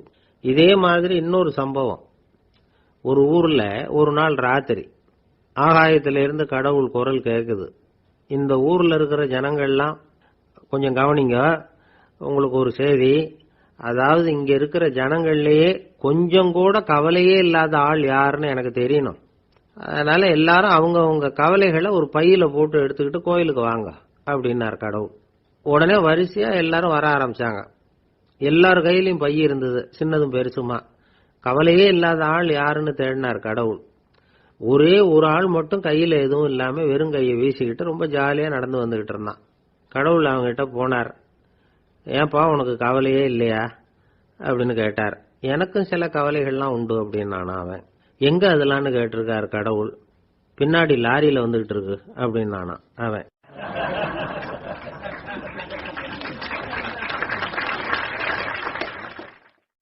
இன்றைக்கு பல பேர் உயில் எழுதி வைக்கிறாங்கல்ல. இந்த உயில்னா என்ன? அதாவது ஒரு நபர் தனக்கு பின்னாடி தன்னுடைய சொத்துக்கள் யாருக்கு போய் சேரணும்னு நினைக்கிறாரோ அந்த நினைப்பை சட்டப்படி உறுதிப்படுத்துறது தான் உயில். சரி, உயிலை யாரு எழுதலாம்? 18 வயசு பூர்த்தியான யாரும் உயில் மூலமா சொத்துக்களை விநியோகிக்கலாம். கண் பார்வை இல்லாதவங்க, காது கேளாதவங்க, வாய் பேச முடியாதவங்க, இவங்கெல்லாம் கூட உயில் எழுதி வைக்கலாம். புத்தி சுவாதீனம் இல்லாதவங்க கூட சில சமயம் புத்தி தெளிவா இருந்தா உயில் எழுதலாமா. குடிபோதையில் இருக்கிறவங்க, தாங்கள் என்ன செய்யறோங்கிறது தெளிவா அறிய முடியாதவங்க, நோய் நொடியில் இருக்கிறவங்க, இவங்கெல்லாம் உயில் எழுத முடியாது. ஒருத்தரை நிர்பந்தப்படுத்தி ஏமாத்தி அல்லது சுய நினைவில்லாத ஒருத்தர்கிட்ட எழுதி வாங்கி வைக்கிற உயில் செல்லாது. உயிலை இந்த முறையில தான், இந்த படிவத்துல தான் எழுதணும்னு சட்டத்துல விதி எதுவும் கிடையாது. இதுக்கு முத்திரை கட்டணமும் கிடையாது. உயிலை வெற்று காகிதத்துல எழுதலாம். அச்சடிக்கணும், டைப் அடிக்கணுங்கிற அவசியம் கூட இல்லை. கையாலேயே கூட எழுதலாம். எழுதி இருக்கிறது புரியணும், அவ்வளவுதான். குறைந்தபட்சம் 2 சாட்சிகளை வச்சுக்கிட்டு உயில் எழுதுறவர் அதுல கையெழுத்து போடணும். கையெழுத்து போட தெரியாதுன்னா இடது கை பெருவிரல் ரேகை வைக்கலாம். உயில் சாசனத்துக்கு சாட்சிகள் கையெழுத்து இல்லைன்னாலும் அது செல்லாது. அப்புறம் பிரிவிலேஜ்டு வில் அப்படின்னு இருக்கு, அதுக்கு மட்டும் சாட்சிகள் தேவையில்லை. அது என்னன்னா, இந்த விமானப்படை, கப்பல் படை அல்லது யுத்தத்துல பணிபுரியும் நபர்கள் அவங்கெல்லாம் இருக்கிறாங்க இல்லையா, அப்படிப்பட்டவங்க எழுதுற உயில் அது. அதுக்கு சில விசேஷ சலுகைகள் உண்டு. ஒருத்தர் முதல்ல ஒரு உயில் எழுதி வைக்கிறார், அதுக்கப்புறம் மனசு மாறி போகுது, அது வேணாம்னு நினைக்கிறார், ரத்து செஞ்சுடலாம். அதுக்கப்புறம் வேற உயிலும் எழுதலாம். உயிரோட இருக்கிற வரைக்கும் எத்தனை தடவை வேணும்னாலும் உயில் எழுதலாம். கடைசியா எழுதப்பட்ட உயில் சட்டப்படி சரியா இருந்தா அதுதான் அமலுக்கு வரும். சரி, எழுதுற உயில ரகசியமா வச்சிருக்கிறது எப்படி? இது ஒரு கேள்வி. இதுக்கு என்ன செய்யணும்னா, ஒருத்தர் உயில எழுதினதுக்கு அப்புறம் அவர் தானாவோ அல்லது அங்கீகரிக்கப்பட்ட முகவர் மூலமாகவோ, அதாவது ஒரு ஏஜென்ட் மூலமாகவோ, ஒரு கவர்ல போட்டு சீல் வச்சு கவர் மேல தன்னுடைய பெயரை எழுதி அல்லது அந்த ஏஜென்ட் பெயரை எழுதி கவர் மேல என்ன அடக்கம் செய்யப்பட்டிருக்கு, உள்ள என்ன இருக்கு அப்படிங்கிற விவரம்லாம் எழுதி சார் பதிவாளர்கிட்ட ஒப்படைக்கலாம். இதுக்கு கட்டணம் உண்டு. அதுக்கப்புறம் எப்ப தேவைப்படுதோ அப்போ ஒரு மனு கொடுத்து அந்த கவரை திரும்ப வாங்கிக்கலாம். இப்ப எழுதுற உயில இவ்வளவு நாளுக்குள்ள பதிவு செய்யணுங்கிற கால வரையறை உண்டா அப்படின்னு ஒரு கேள்வி வரலாம் இல்லையா? எப்ப வேணும்னாலும் பதிவு செய்யலாம். நம்மால் ஒருத்தர் ஒரு நாள் ரொம்ப அவசரமா வந்தார். இந்த உயில் எழுதுறது சம்பந்தமா பூரா விவரமா எனக்கு உடனே தெரியணும்னார். நான் உடனே அவரை வக்கீல் ஒருத்தர்கிட்ட அழைச்சிட்டு போனேன். இவர் அவர்கிட்ட எல்லா விவரமும் கேட்டு தெரிஞ்சுக்கிட்டார். ரொம்ப தேங்க்ஸ்ன்னு சொல்லிவிட்டு 2 பேரும் வெளியில வந்தோம். அதுக்கப்புறம் இவர்கிட்ட கேட்டேன், ஆமா இவ்வளவு விவரமா கேட்கறீங்களே, உங்களுக்கு எத்தனை பிள்ளைங்க சார் அப்படின்னு கேட்டேன். 6 பேர் சார் அப்படின்னார். சரி, இருக்கிற சொத்து எவ்வளவுன்னு கேட்டேன். அதை இனிமே தான் சம்பாதிக்க போறேன் அப்படின்னார்.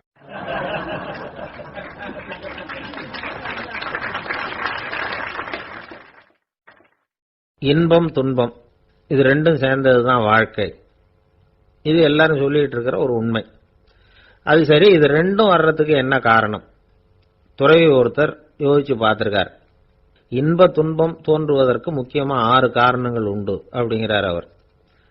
அது என்னங்கிறத நாமளும் தெரிஞ்சு வச்சுக்குவோமே. இப்ப முதல் காரணம் சுயநலம். ஒரு தாயார் தன்னுடைய சுயநலம் கருதி தன்னுடைய மகன் இன்பமா இருக்கணும்னு ஆசைப்படுறாங்க. மகனும் அப்படியே ஆசைப்படுறான். அதனால தாயாரின் இன்ப துன்பங்களை பார்த்துட்டு மகனும் இன்ப துன்பம் அடையறான். அந்த அம்மாவுக்கும் அதே நிலைமை தான். ரெண்டாவது காரணம் உறவு. நான் துறவியான பிறகு கூட உறவுங்கிற காரணத்தினாலதான் தாயாருடைய சுக துக்கங்களை கண்டு நானும் சுக துக்கம் அடைகிறேன். என் தாயாருடைய நிலைமையும் இதுதான் அப்படிங்கிறார் ஒரு துறவி. மூணாவது காரணம் என்னன்னா அறிமுகம். எனக்கு அறிமுகமான ஒருத்தரை ரயில் நிலையத்தில் சந்திக்கிறேன். அவர் தன்னுடைய பணப்பையை எங்கேயோ தொலைச்சுட்டு வருத்தப்பட்டு இருக்கிறார். நானும் வருத்தப்படுறேன். அந்த சமயத்தில் யாரோ ஒருத்தர் இதுதானே அவங்க பணப்பை அப்படின்னு சொல்லி கொண்டாந்து நீட்டுறார். பணப்பையை தொலைச்சவர் சந்தோஷப்படுறார், நானும் சந்தோஷப்படுறேன். இது அந்த துறவி சொல்ற அனுபவம். நாலாவது காரணம் என்னன்னா கருணை. எனக்கு முன்னே பின்ன தெரியாத ஒருத்தனை யாரோ ஒருத்தன் அடிச்சு காயப்படுத்தி போடுறான். கருணை காரணமா நான் அதுக்காக துக்கப்படுறேன். அஞ்சாவது காரணம் எதையும் நம்புறது. ஒரு பசுமாட்டை ஒரு முரணை அடிச்சுக்கிட்டு இருக்கிறான் அப்படின்னு ஒருத்தர் வந்து நம்மகிட்ட சொல்றாருன்னு வைங்க, உடனே நான் துக்கப்படுறேன். இன்னொருத்தர் வந்து அந்த முரணனை போலீஸ்காரங்க புடிச்சிட்டு போயிட்டாங்கன்னு சொல்லி சொல்றாரு, நான் உடனே சந்தோஷப்படுறேன். மூணாவதா ஒருத்தர் வந்து முதல் 2 பேரும் சொன்னது பொய்யுங்கிறார். அப்ப நான் இன்ப துன்பம் ரெண்டுமே இல்லாம நிம்மதியா இருக்கிறேன். இது ஒரு விதம். அடுத்தது ஆறாவது காரணம் என்னன்னா தன்மயமாகுதல். ஒரு நாவல் படிச்சுக்கிட்டு இருக்கிறோம், அதுல வர்ற பாத்திரங்களோட நாம ஒன்றி போயிடுறோம். அதுல வர்ற பாத்திரங்கள் சிரிச்சுதுன்னா நாமளும் சிரிக்கிறோம், அது அழுதுன்னா நாமளும் அழறோம். அதெல்லாம் வந்து அந்த துறவி சொல்ற அனுபவ உண்மைகள்.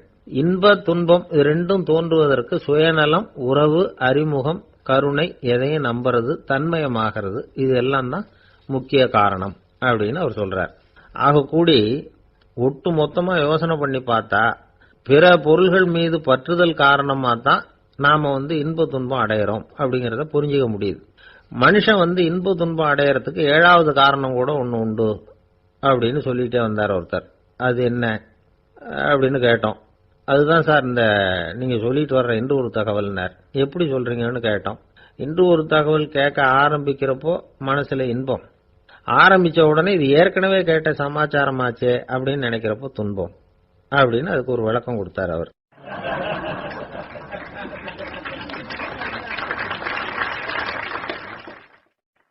ஒரு நாள் காலை நேரம் ஒரு குரு படுக்கையை விட்டு எழுந்திருக்கிறார்.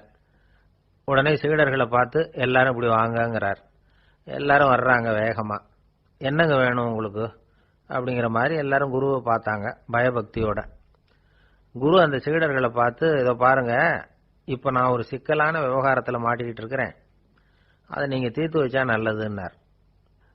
சீடர்களுக்கு ஒன்றும் புரியல. என்ன இது இவர் இப்படி சொல்றாரு, நமக்குள்ள எல்லா விவகாரங்களையும் தீர்த்து வைக்கிறவர் நம்ம குருநாதர், அவருடைய விவகாரத்தை நாம தீர்த்து வைக்கிறதா, ஆச்சரியமா இருக்குதே, குருநாதருக்கே சிக்கலா அப்படின்னு யோசனை பண்ண ஆரம்பிச்சாங்க. இருந்தாலும் ரொம்ப பணிவா கேட்டாங்க, சுவாமி உங்களுக்கே சிக்கலா, இந்த உலகத்து சிக்கல்களுக்கும் சிரமங்களுக்கும் அப்பாற்பட்டவர் அல்லவா தாங்கள், அப்படிப்பட்ட உங்களுக்கு சிக்கல்னா அது எப்படி அப்படின்னாங்க. எனக்கு ஏற்பட்டிருக்கிற சிக்கல் அவ்வளவு பெருசு, ரொம்ப பெரிய விவகாரம் அது அப்படின்னார் குரு. கொஞ்சம் விவரமா சொல்லுங்க அப்படின்னாங்க இவங்க. இப்ப அந்த குரு விவரத்தை சொன்னார். அதாவது நேற்று ராத்திரி நான் ஒரு கனவு கண்டேன். அந்த கனவுல நான் ஒரு பட்டாம்பூச்சியா மாறிட்டேன். அப்படி மாறி ஒவ்வொரு மலரா பறந்து போய் உட்காந்து தேன் சாப்பிட்டேன் அப்படின்னார். சீடர்கள் இதை கேட்டதும் ரொம்ப திகைச்சு போயிட்டாங்க. என்ன இது, இது ஒரு பெரிய பிரச்சனையா, ஒரு சாதாரண கனவு கண்டதுக்காகவா இந்த காலை வேளையில நம்மளையெல்லாம் குருநாதர் இவ்வளவு அவசரமா கூப்பிட்டுருக்கார் அப்படின்னு நினைச்சாங்க. இருந்தாலும் கேட்டாங்க, இதுல என்ன சிக்கல் சுவாமி, கனவுங்கிறது எல்லாருக்கும் வரத்தானே செய்யும் அப்படின்னார் ஒரு சீடர். சீடர்களே, பிரச்சனை அது இல்லை. நான் இன்னைக்கு காலையில கண்ணு முழிச்சு பார்த்தப்போ நான் நானாக மறுபடியும் மாறிட்டேங்கிறத தெரிஞ்சுக்கிட்டேன். இதுல சிக்கல் என்னன்னா, இப்ப அந்த பட்டாம்பூச்சி தான் நானா ஆயிட்டதாக கனவு கண்டுகிட்டு இருக்கா அப்படிங்கிறது தான். ஒரு மனுஷன் பட்டாம்பூச்சி ஆகிறதாக கனவு காண முடியுங்கிறப்போ அந்த பட்டாம்பூச்சியும் மனுஷனா ஆகிறதாக கனவு காண முடியும் இல்லையா? இப்ப எனக்கு யதார்த்த நிலை தெரியணும், எது நிஜம்னு தெரியணும். நேத்து ராத்திரி நான் கண்டது கனவா, அல்லது இது பட்டாம்பூச்சி கண்டுகிட்டு இருக்கிற கனவா? இதுதான் குரு கேட்ட கேள்வி. இதை கேட்டதும் சீடர்கள் ரொம்ப குழம்பி போயிட்டாங்க. சுவாமி, இதுவரைக்கும் நாங்க தூங்குறப்ப பாக்குறது கனவுன்னு, மூழ்கிட்டு இருக்கிறப்ப பாக்குறது நனவுன்னு நம்பிட்டு இருக்கிறோம். இப்போ எங்களை ரொம்ப குழப்பிட்டீங்க. இதுக்கு பதில் சொல்ல எங்களுக்கு சக்தி இல்லை அப்படின்னு சொல்லிவிட்டாங்களாம். அதுக்கப்புறம் அந்த குரு சொன்னாராம், நினைவு தான் முக்கியமான அம்சம்.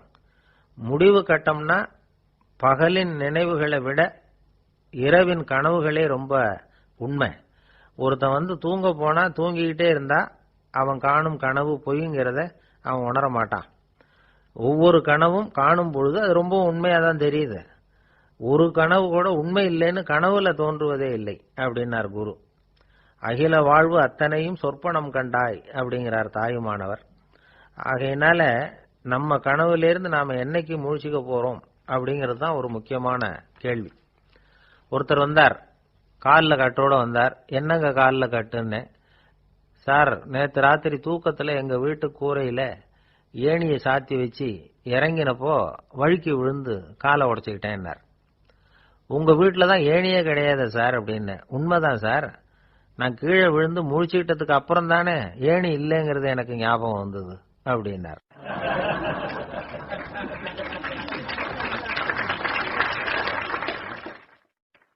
ஒரு நண்பர் சினிமா படம் தயாரிக்கிறவர், அவர்கிட்ட ஒரு நாள் பேசிக்கிட்டு இருந்தேன்.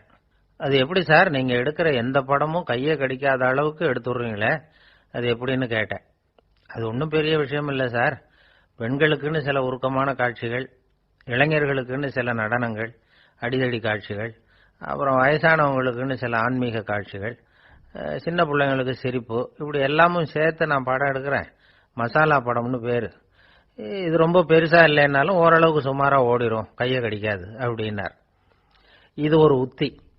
சில பத்திரிகை ஆசிரியர்களும் இந்த உத்தியை கையாளுறது உண்டு. இந்த உத்திக்கு பார்னம் உத்தி அப்படின்னு பேர். பார்னம் எஃபெக்ட் அப்படின்னு சொல்லுவாங்க. அதாவது ஃபீனியஸ் டி பார்னம் அப்படின்னு ஒருத்தர் அமெரிக்காவில் இருந்தாராம்.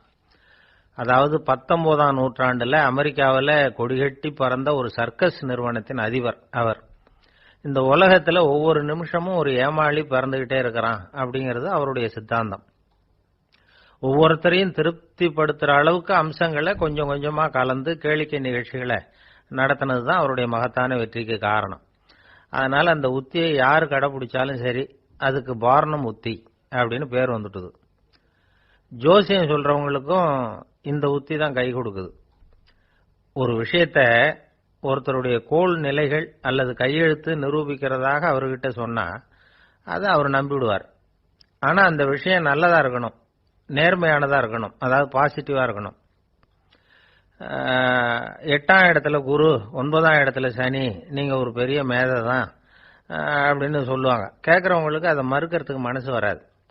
அப்படி சொல்லும் பொழுது கூடவே என்ன கொஞ்சம் முன்கோபம் அதிகமா இருக்கும், இருந்தாலும் அது உடனே மறைஞ்சிரும் அப்படின்னு சில அற்ப விஷயங்களையும் சொன்னாலும் அதையும் சரிதான்னு சொல்லி ஒத்துக்குவாங்க.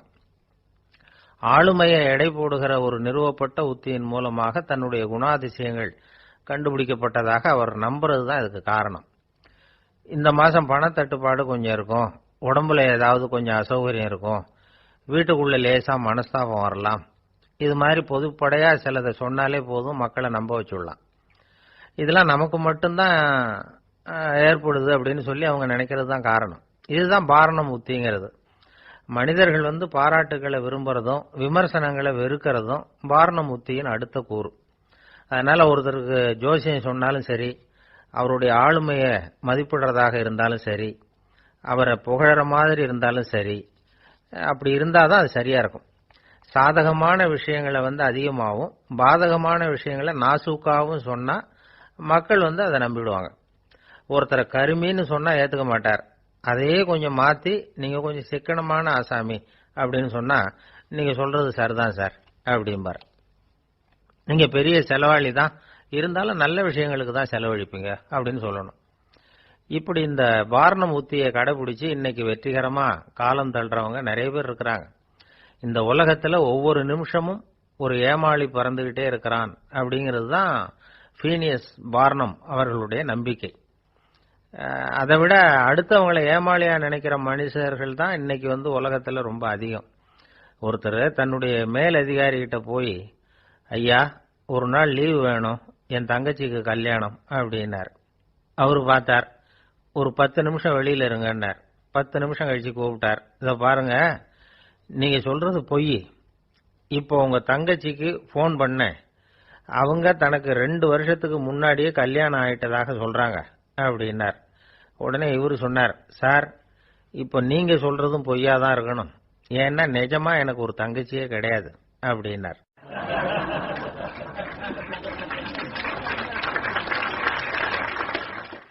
ஒரு பெரிய அரசன் இந்த உலகம் பூராவையும் ஆண்டுகிட்டு இருந்தான். ரொம்ப காலம் அப்படி அரசாட்சி பண்ணிட்டு இருந்தான். திடீர்னு அவனுக்கும் சில எதிரிகள் முளைச்சாங்க. அவங்க எல்லாம் ஒண்ணு சேர்ந்து இவனை தோற்கடிச்சுட்டாங்க. தோத்து போனதும் இவனுக்கு பயம் வந்துட்டுது, எங்க எதிரிகள் நம்ம கொன்னுடுவாங்களோ அப்படின்னு. வெளியில வந்தா தனக்கு ஆபத்துன்னு பயந்துகிட்டு யாருக்கும் தெரியாம ஒரு குகைக்குள்ள போய் பதுங்கி கிடக்குறான். நிலைமைய பாருங்க. முதல் நாள் அரண்மனையில அதிகாரம் பண்ணிக்கிட்டு இருந்தவன் மறுநாள் குகையில பயந்து போய் பதுங்கி கிடக்குறான். ராத்திரி நேரம் வந்தது, பசி வயத்தை கிள்ளுது, பிச்சை எடுத்து சாப்பிட வேண்டிய நிலைமை. பிச்சை எடுக்கிறதுக்கு பாத்திரம் வேணுமே, என்ன பண்றது அப்படின்னு அங்கேயும் இங்கேயும் பாக்குறான். ஒரு மூலையில யாரோ விட்டுட்டு போன ஒரு ஓடு கிடக்குது. அதை எடுத்துக்கிட்டு புறப்பட்டான். இருட்டுல வழி புரியல. ஏதோ ஒரு யூகத்துல காலை மெதுவா எடுத்து வச்சு நடந்து போயிட்டு இருக்கிறான். வழியில ஒரு கருப்பு நாய் படுத்து கிடந்தது. இருட்டுல அவன் இது கண்ணுக்கு சரியா தெரியல, அவனுக்கு தவறி போய் காலை வச்சுட்டான். அது மேல நாய் சும்மா இருக்குமா, வள்ளுன்னு விழுந்து கடிச்சு விட்டுது. காலை பாக்குறான், காலத்தையும் நினைச்சு பாக்குறான். அரண்மனையில வீரக்கழல் அணிந்த காலை உடைய மன்னா அப்படின்னு புகழ்வாங்களே புலவர்கள்லாம், ஆனா அது இன்னைக்கு நாய் கடிச்ச காலம் ஆயிட்டுதே அப்படின்னு நினைக்கிறான்.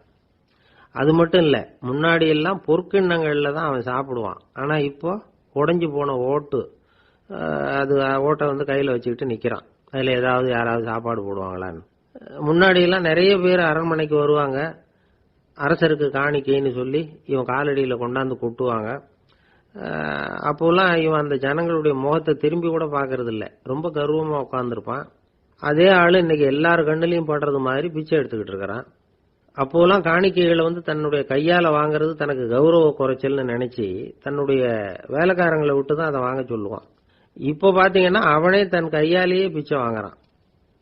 நினைச்சு பாருங்க, அந்த மனுஷன் முத நாள் அரசன், மறுநாள் பிச்சைக்காரன். எவ்வளவு வித்தியாசம்! செல்வம் தான் இப்படி ஒரு வித்தியாசம் ஏற்படுறதுக்கு காரணம். அப்படிப்பட்ட செல்வம் வாழ்க்கையை நடத்துறதுக்கு நமக்கு தேவைதான்.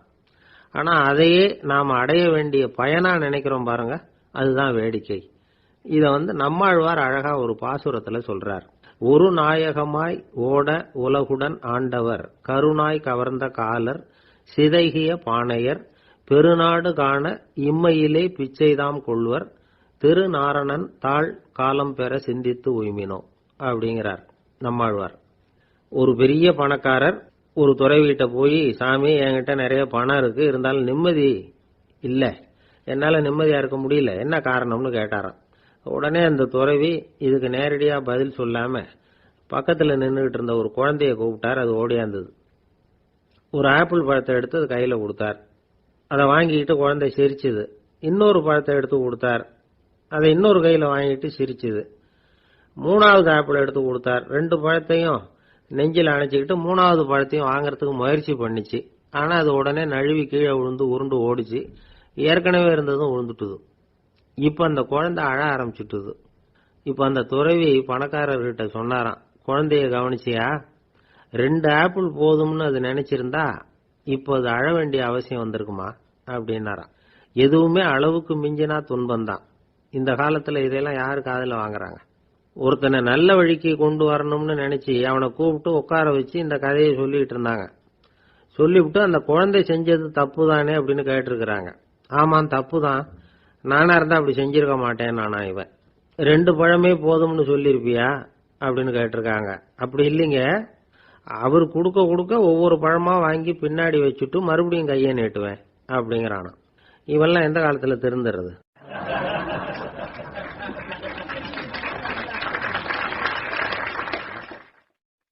எனக்கு அதிர்ஷ்டமே இல்ல சார் அப்படின்னாரு ஒருத்தர். ஏன் அப்படி சொல்றீங்கன்னு கேட்டோம்.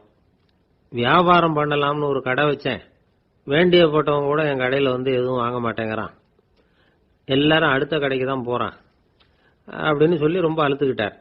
இதுக்கு போய் அதிர்ஷ்டம் இல்லைன்னு சொல்லாதீங்க, வாடிக்கையாளர்களை கவர்றது எப்படிங்கிறது உங்களுக்கு தெரியல, அதுதான் குறை அப்படின்னும். சார் உங்களுக்கு தெரிஞ்ச அந்த ரகசியத்தை எனக்கும் கொஞ்சம் சொல்லி கொடுங்களேன் அப்படின்னார். சரி உங்க காதை இப்படி கொடுங்க அப்படின்னு சொல்லி அது சம்பந்தமா பெரிய வல்லுநர்கள் சொல்லி இருக்கிற கருத்துக்களை அவர்கிட்ட சொல்ல ஆரம்பிச்சோம். அதாவது இந்த வாடிக்கையாளர்களை கவர்றதுக்கு வல்லுநர்கள் பல ஆலோசனைகளை ஏற்கனவே சொல்லி வச்சிருக்கிறாங்க. அது சம்பந்தமா அனுபவப்பட்டவங்க, அதை தெரிஞ்சு வச்சுக்கணும். அதாவது கடை வச்சிருக்கிறவங்க எல்லாரும் இதை கொஞ்சம் காதுல வாங்கி வச்சுக்கணும். எதை இப்ப சொல்ல போறத எப்பவும் பணத்தை சம்பாதிக்கிறதுலயே குறியா இருக்கக்கூடாதான். அதை விட முக்கியமா நீங்க சம்பாதிக்க வேண்டியது வாடிக்கையாளர்களுடைய மன நிறைவு. வர்றவங்க திருப்தியோட போகணும், அது முக்கியம். அதுல கவனமா இருக்கணும். கடைக்கு வர்ற ஒருத்தர் ஏதாவது ஒரு குறை சொல்றாருன்னு வச்சுங்க, அதை அலட்சியப்படுத்தக்கூடாது. ரொம்ப அக்கறையோட அதை காது கொடுத்து கேட்கணும். அப்படியா சார், அதை நான் அவசியம் கவனிக்கிறேன் அப்படின்னு சொல்லணும். ஒருத்தர் வரார், சார் நேத்திக்கு உங்க கடையில இதை நான் வாங்கிட்டு போனேன், வீட்டில் இது வேணான்னு சொல்லிவிட்டாங்க, அது திருப்பி கொடுக்கறதுக்காக தான் வந்திருக்கிறேன் அப்படின்னு சொல்லி திருப்பி கொடுக்கறார். உடனே நீங்க முகம் சுளிக்க கூடாது, எரிச்சல் படக்கூடாது. வழக்கம் போல நிதானமா முகம் அலர்ச்சியோட அதை திருப்பி வாங்கிக்கணும். இவ்வளவு ரூபாய்க்கு சாமான் வாங்கினா இந்த ஸ்பூன் அன்பளிப்பு, இப்படி ஏதாவது கொடுக்கலாம். பண்டிகை காலங்கள்லயும் பொருள்கள் வாங்குறவங்களுக்கு இப்படி ஏதாவது பொருத்தமா ஒரு அன்பளிப்பு கொடுக்கலாம். நீங்க கொடுக்கறது ஒரு சர்வசாதாரணமான பொருளா இருந்தா கூட அது வாங்குற ஒரு மனசுல ஒரு மகிழ்ச்சியை ஏற்படுத்தும். எதுவும் உங்களால கொடுக்க முடியலன்னா உங்க முகம் நிறைஞ்ச சிரிப்பையாவது கொடுங்க, அது போதும். உங்க கடையில் இல்லாத ஒரு பொருளை வாடிக்கையாளர் கேட்கிறார், உடனே இல்லைன்னு முகத்தில் அடிச்சது மாதிரி சொல்லிடக்கூடாது. கொஞ்சம் உட்காருங்க சார் அப்படின்னு சொல்லி உங்க பணியாளர் யாரையாவது அனுப்பி வெளியில இருந்து வாங்கிட்டு வர சொல்லி அவர்கிட்ட கொடுக்கலாம். சில பேர் உங்க கடைக்கு வரும்பொழுது அவங்க வீட்டு குழந்தைகளையும் கூப்பிட்டுக்கிட்டு வர்றாங்கன்னு வைங்க. நீங்க என்ன செய்யணும்னா அந்த குழந்தைகளை முதல்ல கவனிக்கணும். அது கண்ணத்தை கிள்ளணும், அதுகிட்ட விளையாடணும், அதுக்கு ஏதாவது மிட்டாய் பிஸ்கட் எதையாவது கொடுத்து அது கவனத்தை கவரணும். அதுக்கப்புறம் பெரியவங்களை கவனிக்கலாம். உங்க கடையில வேலை செய்யற பணியாளர்கள் சுத்தமா இருக்கணும், சிரிச்ச முகம், சுறுசுறுப்பு, இது ரெண்டும் அவங்களுக்கு தேவை. அழுது ஒடிஞ்சிட்டு இருக்கக்கூடாது. அப்புறம் இன்னொரு விஷயம், அதிகமா பொருள் வாங்குற ஒருத்தர்கிட்ட அதிக மரியாதையாகவும் குறைச்சலா பொருள் வாங்குறவர்கிட்ட வேற விதமாகவும் நடந்துக்க கூடாது. எல்லாருக்கிட்டையும் சமமா நடந்துக்கணும். 5 ரூபாய்க்கு வாங்கினாலும் சரி, 500 ரூபாய்க்கு வாங்கினாலும் சரி, அவங்க கிட்ட நீங்க காட்டுற மரியாதையில வித்தியாசம் இருக்கக்கூடாது. எல்லாத்துக்கும் மேல உங்க கடையில ஒரு பொருள் வாங்கினா அது உண்மையானதா இருக்கும், தரமுள்ளதா இருக்கும் அப்படிங்கிற நினைப்பு ஜனங்களுக்கு வரணும். அதனால தரமான பொருளையே நீங்க உங்க கடையில வச்சிருக்கணும். இதுவரைக்கும் நான் சொன்னதையெல்லாம் கவனத்துல வச்சுக்கிட்டு நீங்க கடையை ஆரம்பிச்சீங்கன்னா வியாபாரம் பிச்சுக்கிட்டு போகும். அப்படி போகலன்னா அதுக்கப்புறம் கேளுங்க. ஏன்னா இந்த யோசனைகள்லாம் அனுபவப்பட்டவங்க சொல்லி இருக்கிற யோசனைகள். இந்த யோசனைகள்ல நீங்க எச்சரிக்கையா இருக்க வேண்டிய ஒரு விஷயம் உண்டு. அது என்னங்கிறதையும் தெரிஞ்சு வச்சுக்கிறது நல்லது. என்னுடைய நண்பர் ஒருத்தர் வந்தார். சார் உங்க யோசனையை கேட்டதுனால நான் ஒரு அறை வாங்கினதுதான் மிச்சம்னார். என்ன ஆச்சுன்னு கேட்டேன். எங்க கடைக்கு ஒரு பெரிய அம்மா குழந்தைய தூக்கிட்டு வந்தாங்க சார். உங்க யோசனைப்படி அந்த குழந்தையோட கண்ணத்தை கிள்ளணும்னு முயற்சி பண்ணினேன். திடீர்னு அந்த நேரம் பார்த்து அந்த குழந்தை தலையை குனிஞ்சுக்கிட்டுது. என் கை குழந்தையோட கண்ணத்துக்கு பதிலா அதை தூக்கிட்டு வந்தவங்க கண்ணத்தை கிள்ளி விட்டுது. அதுதான் அப்படி ஆயிட்டுது அப்படின்னார் கண்ணத்தை தடவிக்கிட்டே.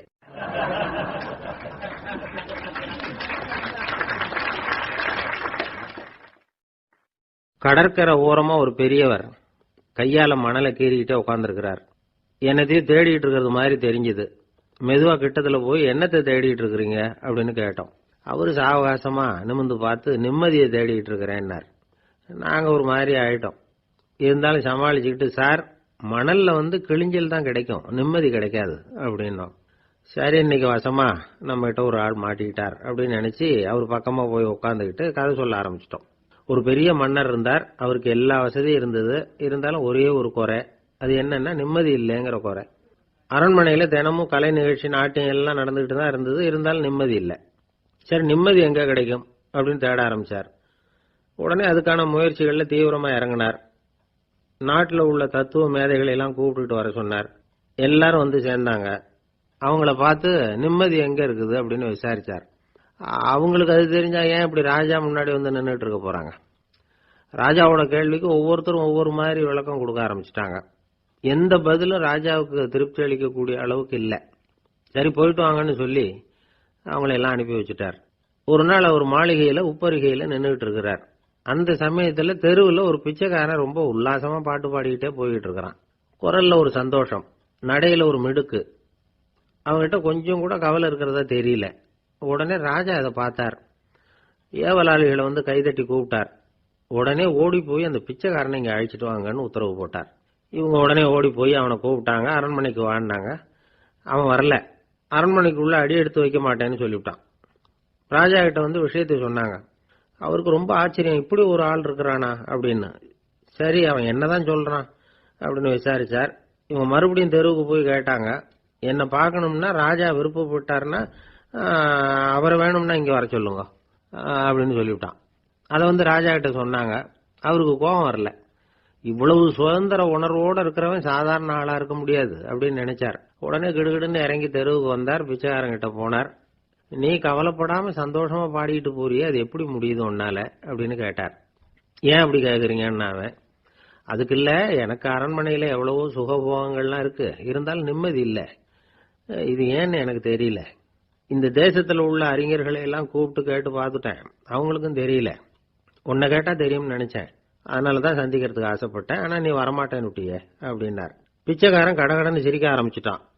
மகிழ்ச்சிக்கும் உங்களுக்கும் தடையா இருக்கிறது இந்த மாளிகை தான். இதை விட்டுட்டு வெளியில வந்துட்டா நிம்மதி தேடிட்டு வந்துரும்னா. நான் அரசன், எனக்குன்னு கடமைகள் இருக்கு, அதையெல்லாம் விட்டுட்டு எப்படி வர முடியும்னார் ராஜா. ரெண்டும் ஒரே நேரத்துல கிடைக்கணுங்கிறது முடியாத காரியம். உங்க சுகபோகத்துக்கு விலையாதான் உங்க நிம்மதியை கொடுத்துக்கிட்டு இருக்கிறீங்க. என்ன பாருங்க, என்கிட்ட எதுவும் இல்லை, அதனால எதுவும் போயிடுமோங்கிற பயமும் இல்லை, நிம்மதியா இருக்கிறேன் அப்படின்னா அவன். ராஜா உடனே சந்தோஷப்பட்டு தன்னுடைய மேலங்கியை எடுத்து அவனுக்கு பரிசா கொடுத்தாராம். அவன் சிரிச்சுக்கிட்டே அதை வாங்க மாட்டேன்னு விட்டானான்.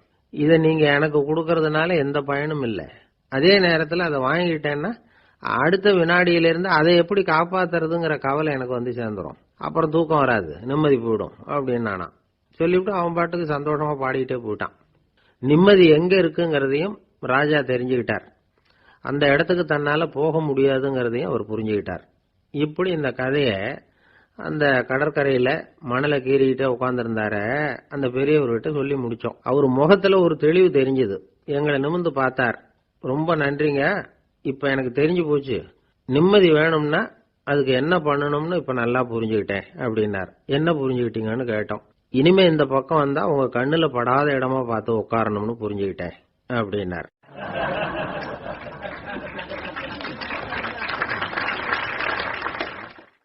ஒரு நாள் ஒரு 10-15 பள்ளிக்கூடத்து பிள்ளைங்க தேடிட்டு வந்தாங்க. உங்களை பார்த்துட்டு தான் போகணும், அதுக்காக தான் வந்திருக்கோம்னாங்க. என்ன விஷயம்னு கேட்டோம்.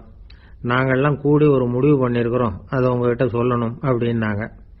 அதுவும் ஒரு வாண்டு பையன் அதை சொன்னான். என்ன முடிவு அது அப்படின்னு கேட்டோம் ரொம்ப ஆர்வமா. அதை இப்போ சொல்ல மாட்டோம், எங்களுக்கு பிடிக்கிற மாதிரி ஏதாவது ஒரு தகவல் சொன்னால் அதுக்கப்புறம் நாங்கள் அதை சொல்கிறோம் அப்படின்னா அந்த வாண்டு பையன்.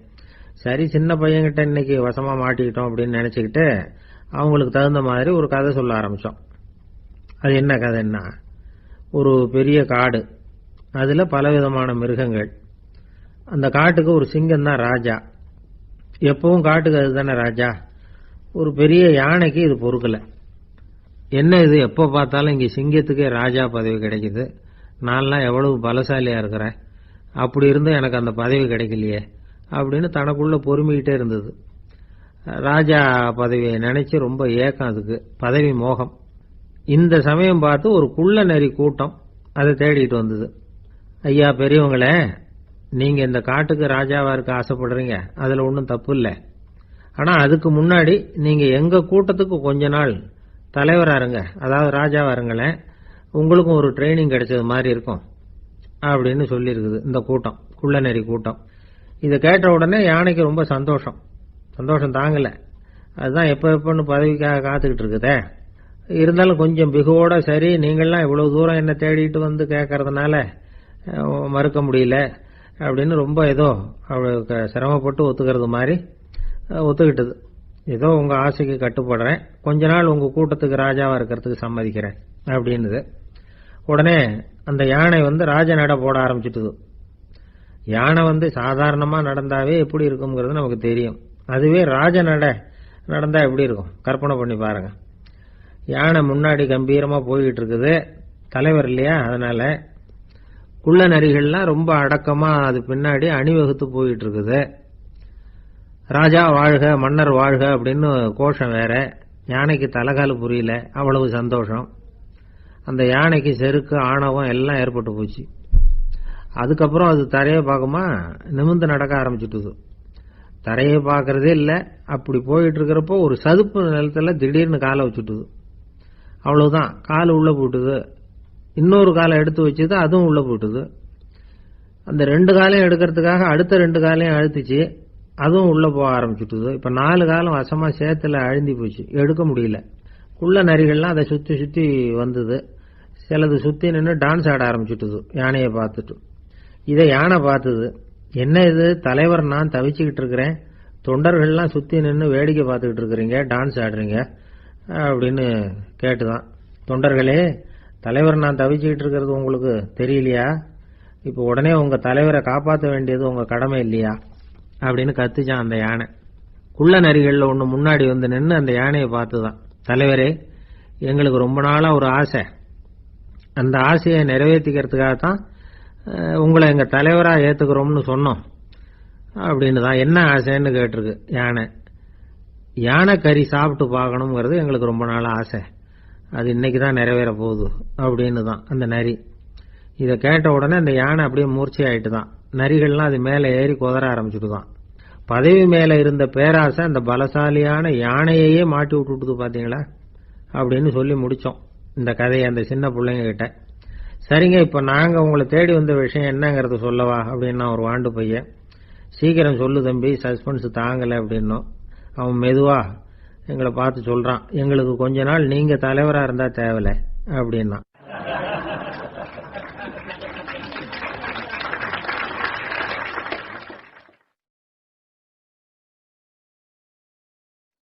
திபேத் நாட்டுல புத்த மடாலயங்கள் நிறைய உண்டு. அதுக்கு ஒரு தலைமையகமும் உண்டு.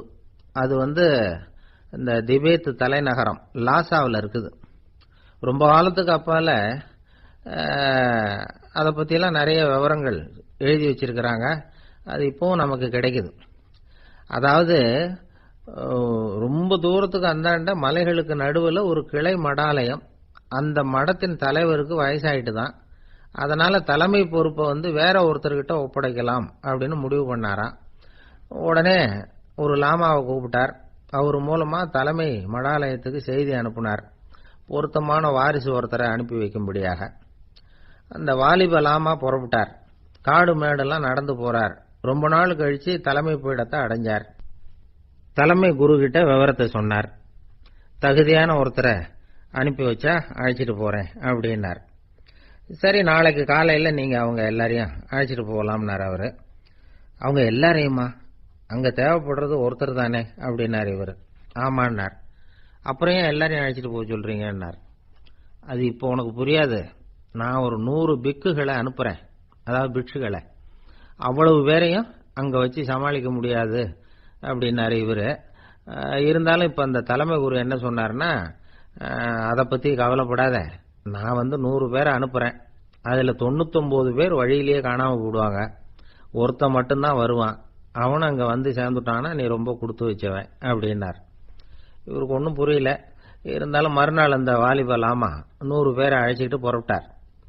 போற வழியிலேயே பல பேர் அங்கங்க பிச்சுட்டு போட்டாங்க. அவர் சொன்னது மாதிரியே வழியில அவங்க ஊர்கள் இருந்ததுதான் காரணம். அப்பா அம்மாவை பார்த்துட்டு வரேன் அப்படின்னு கொஞ்சம் பேர் போனாங்க. சொந்த பந்தத்தை பார்த்துட்டு வரேன் அப்படின்னு கொஞ்சம் பேர். ஒரு வாரம் ஆச்சு. இப்ப மிஞ்சினது 10 பேர் தான். வழியில ஒரு நகரம். அங்க சில பிட்சுக்கள் சந்திச்சாங்க. எங்க மடத்து தலைவர் இறந்துட்டார், உங்கள யாராவது ஒருத்தர் எங்களுக்கு தலைவராக முடியுமா அப்படின்னு கேட்டாங்க. 10 பேரும் தயார். அதுல ஒருத்தரை அழைச்சிட்டு அவங்க போயிட்டாங்க. இன்னொரு ஊர்ல சில பேர் வந்தாங்க, வழி மறிச்சாங்க. நில்லுங்க, எங்க மன்னர் மகளுக்கு திருமணம், அதை நடத்தி வைக்க 3 லாமாக்கள் தேவை அப்படின்னாங்க. இப்படி கொஞ்சம் கொஞ்சமா எல்லாரும் காலி. கடைசியில 2 பேரும் மிஞ்சினாங்க. அங்க ஒரு இளம்பெண் எதிரில் வந்தா. எங்க அப்பா வேட்டைக்கு போயிருக்கிறாரு, இன்னும் திரும்பி வரல, வீட்டுல வேற யாரும் இல்ல, தனியா இருக்க பயமா இருக்கு, யாராவது ஒருத்தர் எனக்கு துணையா இருக்கணும் அப்படின்னு கேட்டுக்கிட்டா. எங்க 2 பேர்ல நீயே ஒருத்தரை தேர்ந்தெடுத்துக்கோ, இல்லைன்னா எங்களுக்குள்ள சண்டை வந்துடும் அப்படின்னாங்க. இப்ப மிஞ்சினவர் ஒருத்தர், அவருக்கும் ஒரு சோதனை வந்தது. ஒரு தர்க்கவாதி எதிரில் வந்தான், உன்னோட வாதம் பண்ணணும்னா. இவனோட வாதம் பண்றேன், அது முடிய ரொம்ப காலம் ஆகலாம், தர்க்கத்துல நான் ஜெயிச்சா அங்க வரேன், இல்லைன்னா இவருடைய சீடன் ஆயிடுவேன் அப்படின்னாரு அவரு. கடைசியா அழைக்க வந்த வாலிபலாமா மட்டும் வெறும் கையோட திரும்பி போனார். அங்க இருந்த வயசான மடாதிபதி கேட்டார், எத்தனை பேர் அங்கிருந்து புறப்பட்டீங்கன்னார். என்னையும் சேர்த்து 101ன்னாரு அவரு. நல்லது, நீயாவது திரும்பி வந்திய, அதுதான் எனக்கு போதும். ஏன்னா நீ தான் எனக்கு உண்மையான வாரிசு. அந்த 100 பேர்ல யாரும் வரமாட்டாங்க அப்படின்னாரு அவர். ஏன்னா அவருக்கு தெரியும் இவர் ஒருத்தர் தான் திரும்பி வருவாருங்கிறது. திபேத்தில் ஒரு பழங்கால பழமொழி உண்டாம், 100 பேர் செல்லலாம், எப்பொழுதாவது ஒருவன் அபூர்வமாக அடைய வேண்டிய இடத்தை அடைவான். இதுதான் அந்த பழமொழி. ஒரு உன்னதமான இலக்கை அடையணும்னா அது அவ்வளவு சுலபமான காரியம் இல்லை. இந்த காலத்து மடாலயம் ஒண்ணு, அதுல ஒரு தலைவர், அவருக்கு வயசாயிட்டது, தனக்கு ஒரு வாரிசை நியமிக்கணும் அப்படின்னு ஆசைப்பட்டார். ரொம்ப கஷ்டப்பட்டு ஒருத்தரை பிடிச்சார், தனக்கு வாரிசா நியமிச்சுட்டு அவர் சமாதி ஆயிட்டார். புதுசா பொறுப்பேற்றுக்கிட்டவர் அப்படியே உட்கார்ந்துருந்தார். அவரை தேடிட்டு பத்திரிகை நிருபர்கள்லாம் வந்தாங்க, கேட்டாங்க. அவர் உங்க பொறுப்புல அவர் பெரியவர் விட்டுட்டு போன இது எவ்வளவு சுமாரா தேரும், எவ்வளவு விட்டுட்டு போனார் அப்படின்னு கேட்டிருக்கிறாங்க. அது என்ன ஒரு 50 லட்சம் இருக்கும் அப்படின்னாராம். அவ்வளவும் பணமா அப்படின்னு கேட்டிருக்காங்க. இல்லைங்க, கடன் அப்படின்னாராம் இவர்.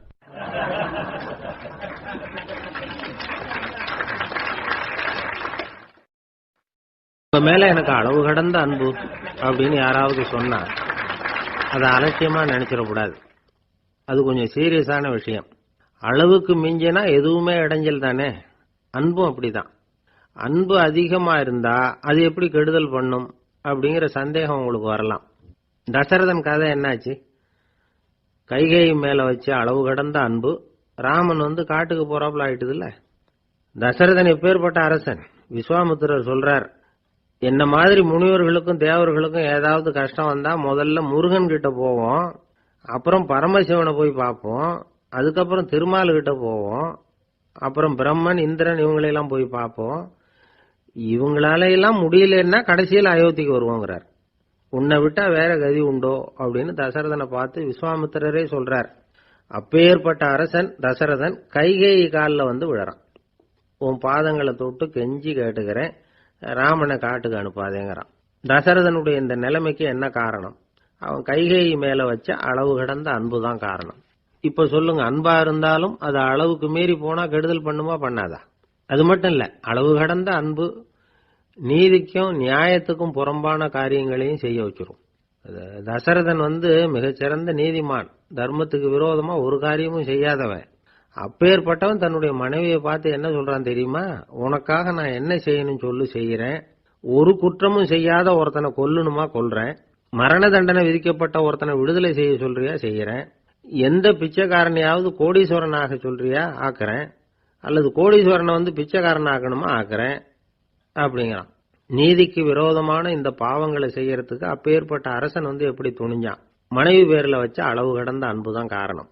திரிசூலம், வஜ்ராயுதம், வாள் இதுகளால தாக்கப்பட்டா கூட அதையெல்லாம் கொஞ்சம் கூட லட்சியம் பண்ணாத ஒருத்தன் காமதேவனுடைய மலர் அம்புகள் தாக்குனா அதை அவனால தாக்கு பிடிக்க முடியல, விழுந்துடுறான். காமதேவனுக்குள்ள மகிமையே அதுதாங்கிறார் துளசிதாசர். அதனாலதான் பெரியவங்கள்லாம் என்ன சொல்றாங்கன்னா, எதையும் அளவுக்கு மீறி செய்யாதேங்கிறாங்க. அப்பா, அம்மா, மனைவி, மக்கள் எல்லார் பேர்லயும் அன்பு அவசியம்தான். ஆனா அந்த அன்பு அறிவுக்கு புறம்பா இருக்கக்கூடாது, அளவுக்கு மீறி இருக்கக்கூடாது. அப்பதான் வாழ்க்கை சுகமா இருக்கும், இல்லைன்னா அவஸ்தை தான். அளவுக்கு மீறின அன்புங்கிறது புரியுது, அது சரி. அறிவுக்கு புறம்பான அன்புங்கிறது எப்படி? ஒரு தாய்க்கு ஜலதோஷம் அல்லது ஏதோ ஒரு தொற்று நோயின்னு வச்சுங்களேன். அந்த அம்மாவுக்கு தன்னுடைய குழந்தை பேர்ல அளவு கடந்த அன்பு. தனக்கு நோய் இருக்கு, அது அடுத்தவங்களுக்கு தொற்றக்கூடியது அப்படின்னு தெரிஞ்சிருந்தோம் அன்பை காட்டுறதுக்காக அந்த குழந்தைக்கு முத்தம் கொடுக்குறேன்னு தூக்கி வச்சுக்கிட்டு கொஞ்சம் ஆரம்பிச்சதுன்னு வச்சுங்க, அது நல்லா இருக்குமா? இதுதான் அறிவுக்கு புறம்பான அன்புங்கிறது. அது மாதிரி விலங்குகள் கிட்ட அன்பாயிருன்னு சொல்றோம், அதுக்காக புலிக்கு முத்தம் கொடுக்க முடியுமா? அப்படி கொடுத்தா அது அறிவுக்கு புறம்பான அன்பு. அதனால அன்பு கூட அறிவுபூர்வமா இருக்கணும் அப்படிங்கறத இன்னைக்கு தகவல் மூலமா நாம புரிஞ்சுக்கணும். இந்த காலத்து காதலன் தன்னுடைய காதலிகிட்ட சொன்னானாம், இதை பாரு, உன் பேர்ல எனக்கு அளவு கடந்த அன்பு. உனக்கா என்ன செய்யணும் சொல்லு, செய்யறேன். நெருப்புல நடக்கணுமா நடக்கிறேன், நீர்ல குதிக்கணுமா குதிக்கிறேன், உயிரையே கொடுக்கணுமா கொடுக்கறேன் அப்படின்னா. சரி, வர்றேன் ஞாயிற்றுக்கிழமை சாயந்தரம் 6 மணிக்கு இதே இடத்துக்கு வாங்க அப்படின்னு அந்த பொண்ணு. இவன் கொஞ்சம் யோசனை பண்ணி பார்த்துட்டு, அன்னைக்கு மழை பெய்யாம இருந்தா வந்துடுறேன் அப்படின்னு. வயிறு பசிக்குதேங்கிறது சிலரோட கவலை, வயிறு பசிக்க மாட்டேங்குதே அப்படிங்கிறது சில பேரோட கவலை. 2 விதமான கவலைக்கும் வயிறு தான் காரணமா இருக்குது. வயிறு பசிச்சதுன்னா அது இயற்கை, வயிறு பசிக்கலைன்னா அது வியாதி. ஆனா பசியையும் நாம பசிப்பிணி அப்படின்னு தான் சொல்லுவோம். என்ன காரணம்? வியாதியை போக்க வேண்டியது எவ்வளவு முக்கியமோ அதை விட முக்கியம் பசியை போக்க வேண்டியது. ஒரு சமுதாயத்தில் பசிப்பிணியே இருக்கப்படாது, அதுதான் நல்ல சமுதாயம். பசியை போக்கணும்னா சாப்பாடு போடணும், பசியின்மையை போக்கணும்னா வைத்தியம் தான் பண்ணணும். இது சம்பந்தமா எவ்வளவோ ஆராய்ச்சிகள் நடக்குது, நிறைய மருந்து கண்டுபிடிச்சிருக்கிறாங்க. நம்ம உடம்புல பசியை தூண்டக்கூடிய பகுதி எது, இதை முதல்ல தெரிஞ்சுக்கணும் இல்லையா? நாம சாப்பிடுற ஆகாரம் செரிக்கிறதுக்கு எது காரணம் தெரியுமா? நம்ம மூளையோட பின்பகுதி தான் அதுக்கு காரணமா இருக்குதாம்.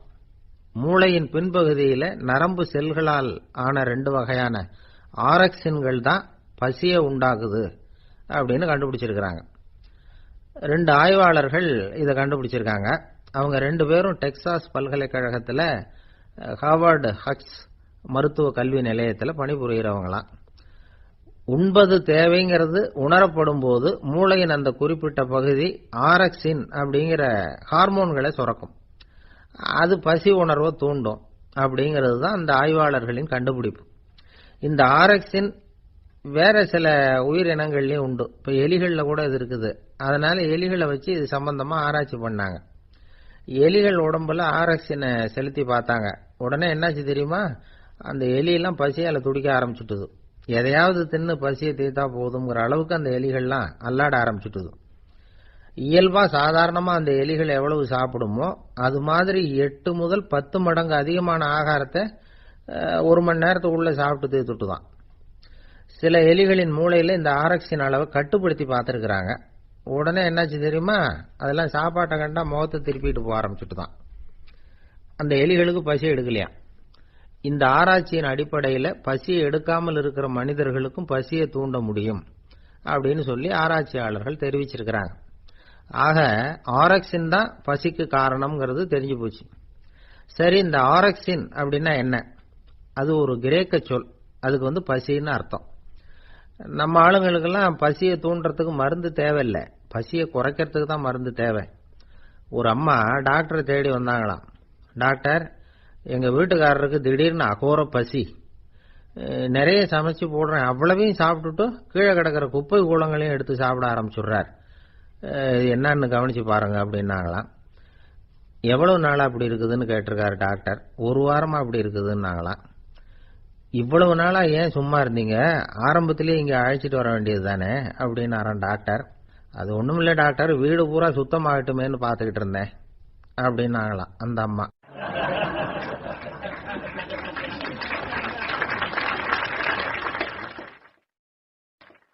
ரொம்ப பேருக்கு கூட்டத்தில் பேசுறதுன்னா பயம்.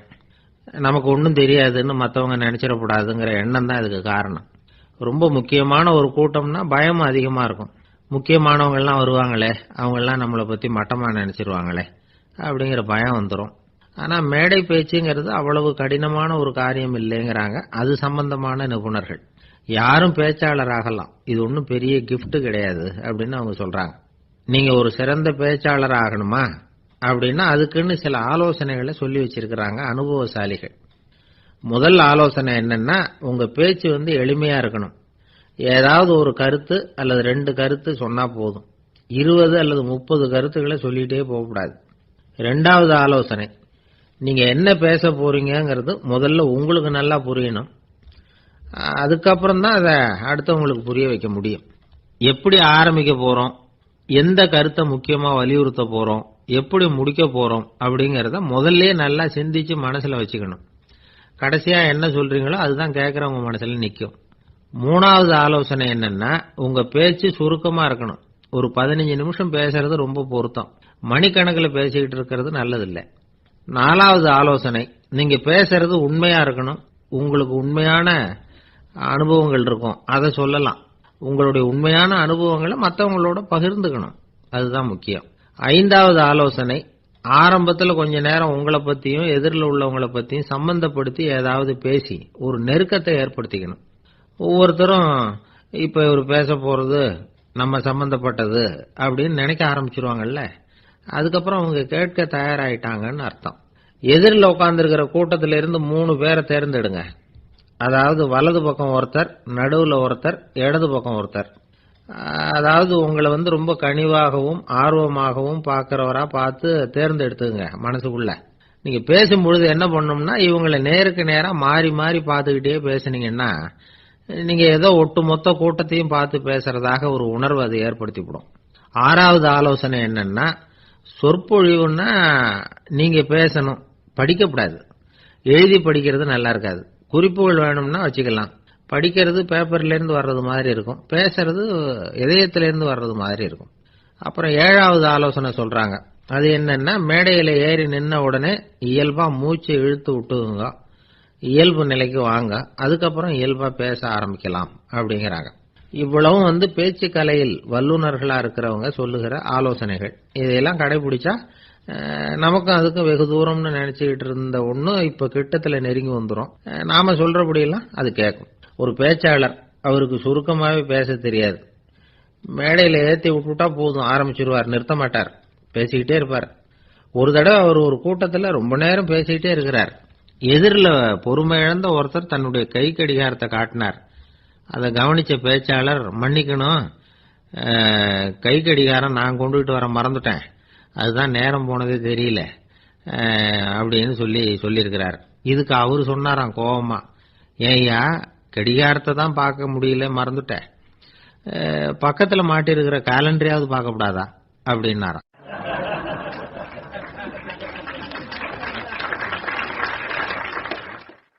ஒரு ஆளு வேகமா நடந்து போய்கிட்டு இருந்தான்.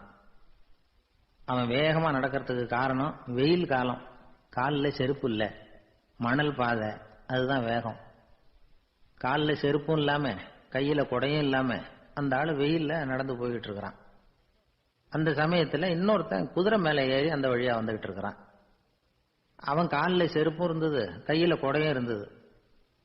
நடந்து போய்கிட்டு இருந்தவன் அந்த குதிரை ஆசாமியை பார்த்து கேட்டான், ஐயா நீங்களும் குதிரை மேல உட்காந்துக்கிட்டு போய்கிட்டு இருக்கிறீங்க, அப்படி இருக்கிறப்போ உங்களுக்கு அந்த செருப்பு என்னத்துக்கு, அதை எனக்கு கொடுத்து உதவலாமே அப்படின்னா.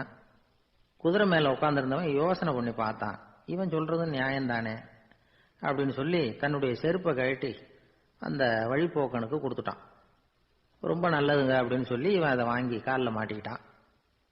அதுக்கப்புறம் மறுபடியும் இவன் ஆரம்பிச்சான், ஐயா நீங்க குதிரையில போறதுனால போக வேண்டிய இடத்துக்கு வேகமா போய் சேர்ந்துருவீங்க, அதனால உங்க கையில் அந்த குடை என்னத்துக்கு, நான் நடந்து போயிட்டு இருக்கிறவன் ரொம்ப நேரம் நடக்க வேண்டியிருக்கும் இந்த வெயில்ல, அதனால அந்த குடையையும் எனக்கு கொடுங்களேன் அப்படின்னா. குதிரை வீரன் யோசனை பண்ணி பார்த்தான், இதுவும் நியாயம்தானே அப்படின்னு அவனுக்கு தோணுச்சு. உடனே இறக்கப்பட்டு தன் காலில் இருந்த செருப்பை கொடுத்தது மாதிரியே தன் கையில் இருந்த குடையையும் இவங்கிட்ட கொடுத்துட்டான். அதுக்கப்புறம் அவன் நிம்மதியா புறப்பட்டான். இப்ப மறுபடியும் கை தட்டி அவனை நிறுத்தினான். கீழே நின்றுட்டு இருந்தவன், என்னப்பா ஏன் என்ன நிறுத்தின, இன்னும் ஏதாவது வேணுமா உனக்கு அப்படின்னா குதிரையில இருந்தவன். இவன் மெதுவா வாயை திறந்து அந்த குதிரையையும் என்கிட்ட கொடுத்துருங்களேன்னா. அந்த குதிரை வீரன் இப்ப ஒரு கணம் யோசனை பண்ணி பார்த்தான். உடனே என்ன பண்ணான் தெரியுமா, தன்கிட்ட இருந்த குதிரை சவுக்கை எடுத்தான். குதிரை சவுக்கால அந்த ஆளை வாங்குவாங்கன்னு வீசி தள்ளிவிட்டான். இவ்வளவு சவுக்கடியும் வாங்கிட்டு இந்த ஆள் என்ன பண்ணான் தெரியுமா, சிரிக்கிறான். அடி வாங்கிட்டு யாராவது சிரிப்பாங்களா? குதிரை வீரனுக்கு ஒன்றும் புரியல. என்னப்பா அது, ஏன் இப்படி அடி வாங்கிட்டு இப்படி சிரிக்கிறியே அப்படின்னு கேட்டான். இப்ப அந்த வழிபோக்கன் சொல்றான், ஐயா நான் இப்படி சிரிக்கிறதுக்கு காரணம் இருக்கு. இப்படி குதிரை கேட்டு உங்ககிட்ட அடி வாங்கலைன்னு வச்சுக்கோங்க, என் உயிர் உள்ள வரைக்கும் மனசுல ஒரு தவிப்பு இருந்துகிட்டே இருக்கும். செருப்பையும் கொடையையும் கேட்ட உடனே கொடுத்தவன் குதிரையையும் கேட்டிருந்தா கொடுத்துருப்பானோ அப்படிங்கிற பேராசையில ஏங்கிக்கிட்டே இருந்திருப்பேன். இப்ப உங்ககிட்ட அடி வாங்கின பிறகு என்னுடைய அந்த சந்தேகம் தீர்ந்து போச்சு. என்னுடைய ஆசைக்கு எல்லை எது அப்படிங்கறத எனக்கு புரிஞ்சுட்டுது அப்படின்னு சொல்லிவிட்டு அவன் நடக்க ஆரம்பிச்சுட்டானான். ஆசைக்கும் எல்லை உண்டு அப்படிங்கிறத விளக்கறதுக்காக வாரியார் சுவாமிகள் சொல்ற கதை இது. இந்த காலத்திலயும் ஒருத்தன் அது மாதிரி கொடை செருப்போட குதிரையில போய்கிட்டு இருந்தான். எதிரில் நடந்து வந்தவன், ஐயா உங்க கொடையை எனக்கு கொடுங்களேன்னு கேட்டான். உடனே அவன் குதிரையிலிருந்து கீழே குதிச்சு அவனை சாட்டையால் அடிக்க ஆரம்பிச்சுட்டான். இன்னொருத்தர் அந்த வழியா வந்தவர் இதை பார்த்தார். ஏன்பா அவன் கேட்டான், உன்னால முடியலன்னா இல்லைன்னு சொல்லிட வேண்டியது தானே, அதுக்காக ஏன் இப்படி அவனை போட்டு அடிக்கிறேன்னு கேட்டார். உங்களுக்கு விவரம் புரியாது சார், காலம் ரொம்ப கெட்டு போச்சு, கேட்டதை கொடுத்தேன்னு வச்சுக்கோங்க, இந்த குதிரையே என்னோடது, அவன் திருடிக்கிட்டு போறான் அப்படின்னு என் பேர்ல புகார் கொடுக்க ஆரம்பிச்சிருவான் சார் அப்படின்னா. அது எப்படி அவ்வளவு உறுதியா சொல்றேன்னு கேட்டார் அவரு. ஏற்கனவே அது மாதிரி ஒருத்தன் பேர்ல புகார் கொடுத்துட்டு தான் இந்த குதிரையை நான் தள்ளிட்டு வந்துகிட்டு இருக்கிறேன். ஒரு ஊர்ல ஒரு ராஜா இருந்தார். அவரு ஒரு நாள் காலையில அரண்மனையில மேல் மாடத்துல வந்து நின்றுகிட்டு இருந்தார். அப்போ ஒரு ஆள் வீதியில ரொம்ப வேகமா ஓடிக்கிட்டு இருக்கான். அதை ராஜா கவனிச்சார். அவன் மனசுல ஏதோ ஒரு தவிப்பு இருக்குங்கிறத புரிஞ்சுக்கிட்டார். உடனே அரண்மனை சேவகர்களை கூப்பிட்டார். அந்த ஆளை இங்க அழைச்சிட்டு வாங்க அப்படின்னார். இவங்க ஓடி போய் அந்த ஆளை அழைச்சிட்டு வந்தாங்க. மன்னர் முன்னாடி நிறுத்தினாங்க. மன்னர் அவனை நிமிர்ந்து பார்த்தார். எதுக்காக இவ்வளவு வேகமா ஓடிக்கிட்டு இருக்கிற அப்படின்னு கேட்டார். இதுக்கு அவன் சொன்னா, மன்னா நம்ம கோட்டையின் வடக்கு வாசல் இருக்கு இல்லையா, அது ஓரமா ஒரு பெரிய பாறாங்கல் கிடக்கு. அதுக்கு அடியில நான் ஒரே ஒரு வெள்ளி நாணயத்தை புதைச்சி வச்சிருக்கேன். அது இப்ப எனக்கு தேவைப்படுது. என்னுடைய மனைவிக்கு ஒரு பரிசு வாங்கி கொடுக்க வேண்டியிருக்கு, அதுக்காக தான் அவசரமா ஓடிக்கிட்டு இருக்கிறேன் அப்படின்னா. மன்னர் யோசனை பண்ணார். அப்புறம் சொன்னார், அதுக்காகவா இப்படி ஓடுற, பரவாயில்ல, அதை பத்தி கவலைப்படாத, நான் உனக்கு 10 வெள்ளி காசுகள் தர்றேன், வாங்கிட்டு திரும்பி போ அப்படின்னார். இவன் தலையை சொரிஞ்சான். மன்னா நீங்க கொடுக்கறத ரொம்பவும் மகிழ்ச்சியோட வாங்கிக்கிறேன், இருந்தாலும் அதுக்கப்புறம் அந்த வடக்கு வாசலுக்கு போய் அங்க இருக்கிற ஒரு நாணயத்தையும் எடுத்துக்கிட்டு போயிடுறேனே அப்படின்னு.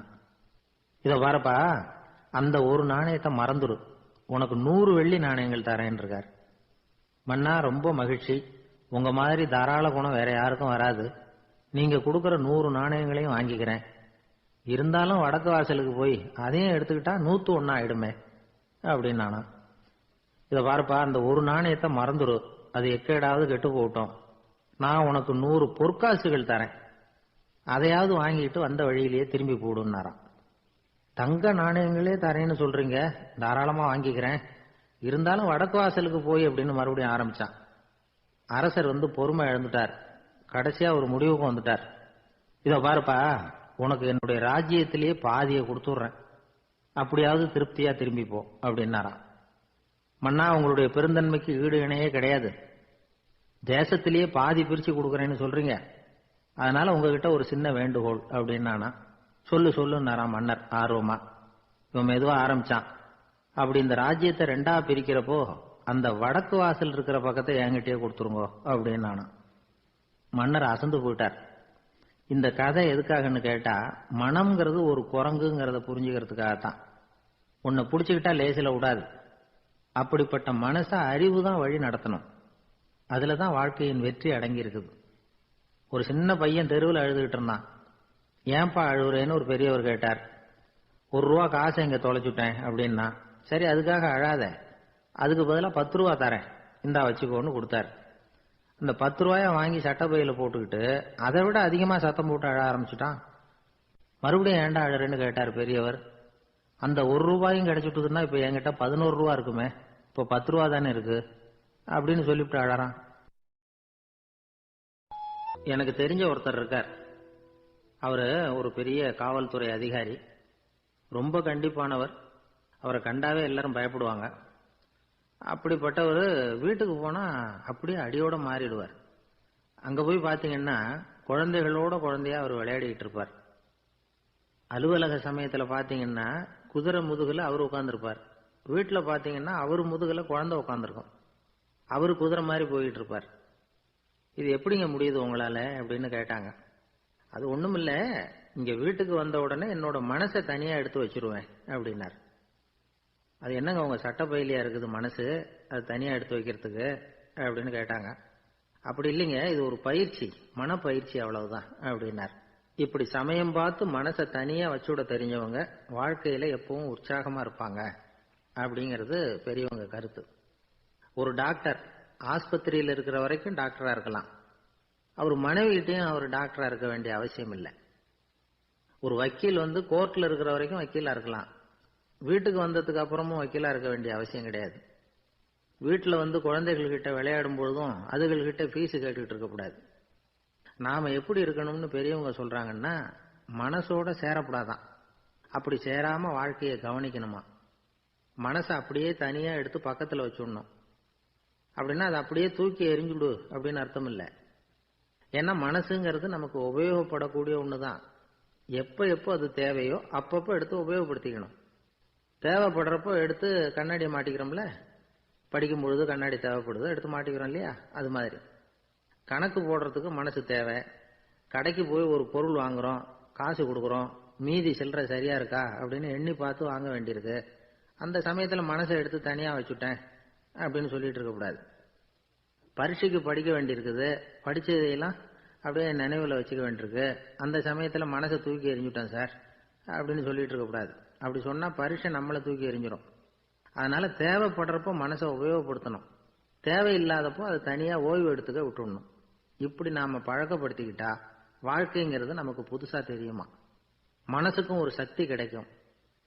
எந்திரங்களுக்கு ஓய்வு கொடுக்குற மாதிரி மனசுக்கும் ஓய்வு கொடுக்கணும், இல்லைன்னா அது களைச்சு போயிடும். குழந்தைகள் மனசை சுமந்துகிட்டு இருக்கிறது இல்ல. இது முதியவர்கள் குழந்தைகள் கிட்டே இருந்து கத்துக்க வேண்டிய ஒரு பாடம். ஆனாலும் இந்த கால குழந்தைகள் கிட்ட ரொம்ப எச்சரிக்கையா இருக்க வேண்டியிருக்கு. ஒரு தாத்தாவும் பேரனும் விளையாடிக்கிட்டு இருக்கிறாங்க. தாத்தா எனக்கு சைக்கிள் ஓட்ட கத்து கொடு அப்படிங்கிறான் பேரன். சைக்கிள் உயரம் கூட இல்லை, அதுக்குள்ள சைக்கிள் ஓட்டணுமா அப்படின்னாரு தாத்தா. ஏன் தாத்தா, ரயில் ஓட்டுறாரு, அவர் என்ன ரயில் நீளமா இருக்கார் அப்படின்னு கேட்டானா அந்த பையன். ஒரு ஊர்ல ஒரு மன்னர் இருந்தார். அழகான அரண்மனையில அவர் இருந்தார். அந்த அரண்மனையை விட அழகா ஒரு மாளிகையை அந்த ஊர்லயே வேற ஒருத்தன் கட்டியிருந்தான். அப்படி கட்டி முடிச்சதுல அவனுக்கு ரொம்ப பெருமை.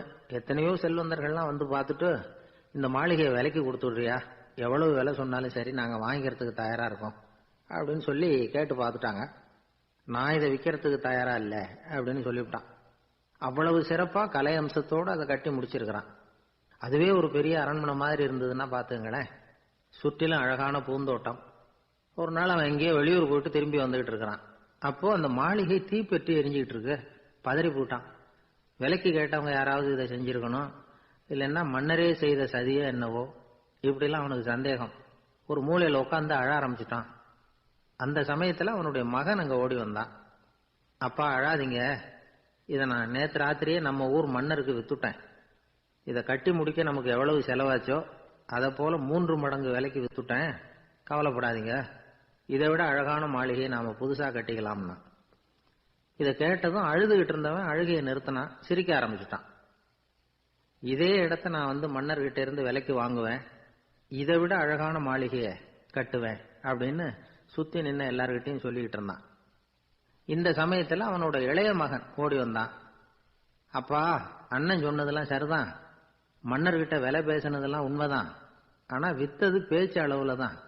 இனிமேதான் பத்திரம் வாங்கணும், எழுதணும், நீங்க கையெழுத்து போடணும், பதிவு பண்ணணும், மன்னர்கிட்ட பணம் வாங்கணும், அதுக்காகத்தான் உங்களை எதிர்பார்த்துக்கிட்டு இருந்தோம், அதுக்குள்ள இப்படி ஆயிட்டுதுன்னா. இப்ப சிரிச்சுக்கிட்டு இருந்தாவன் சிரிப்பை நிறுத்தினான். மறுபடியும் குழந்தை மாதிரி அழ ஆரம்பிச்சுட்டான். இது ஒரு சம்பவம். இதுல இருந்து என்ன தெரியுது? அந்த அழகான மாளிகை தன்னுடையது அப்படின்னு நினைக்கும் பொழுது அவனுக்கு அழுகை வந்தது. அது தன்னுடையது இல்லை அப்படின்னு நினைக்கிற போது சிரிப்பு வந்தது. மறுபடியும் அது தன்னுடையதுதான் அப்படிங்கிற உணர்வு வரும்பொழுது அழுகை.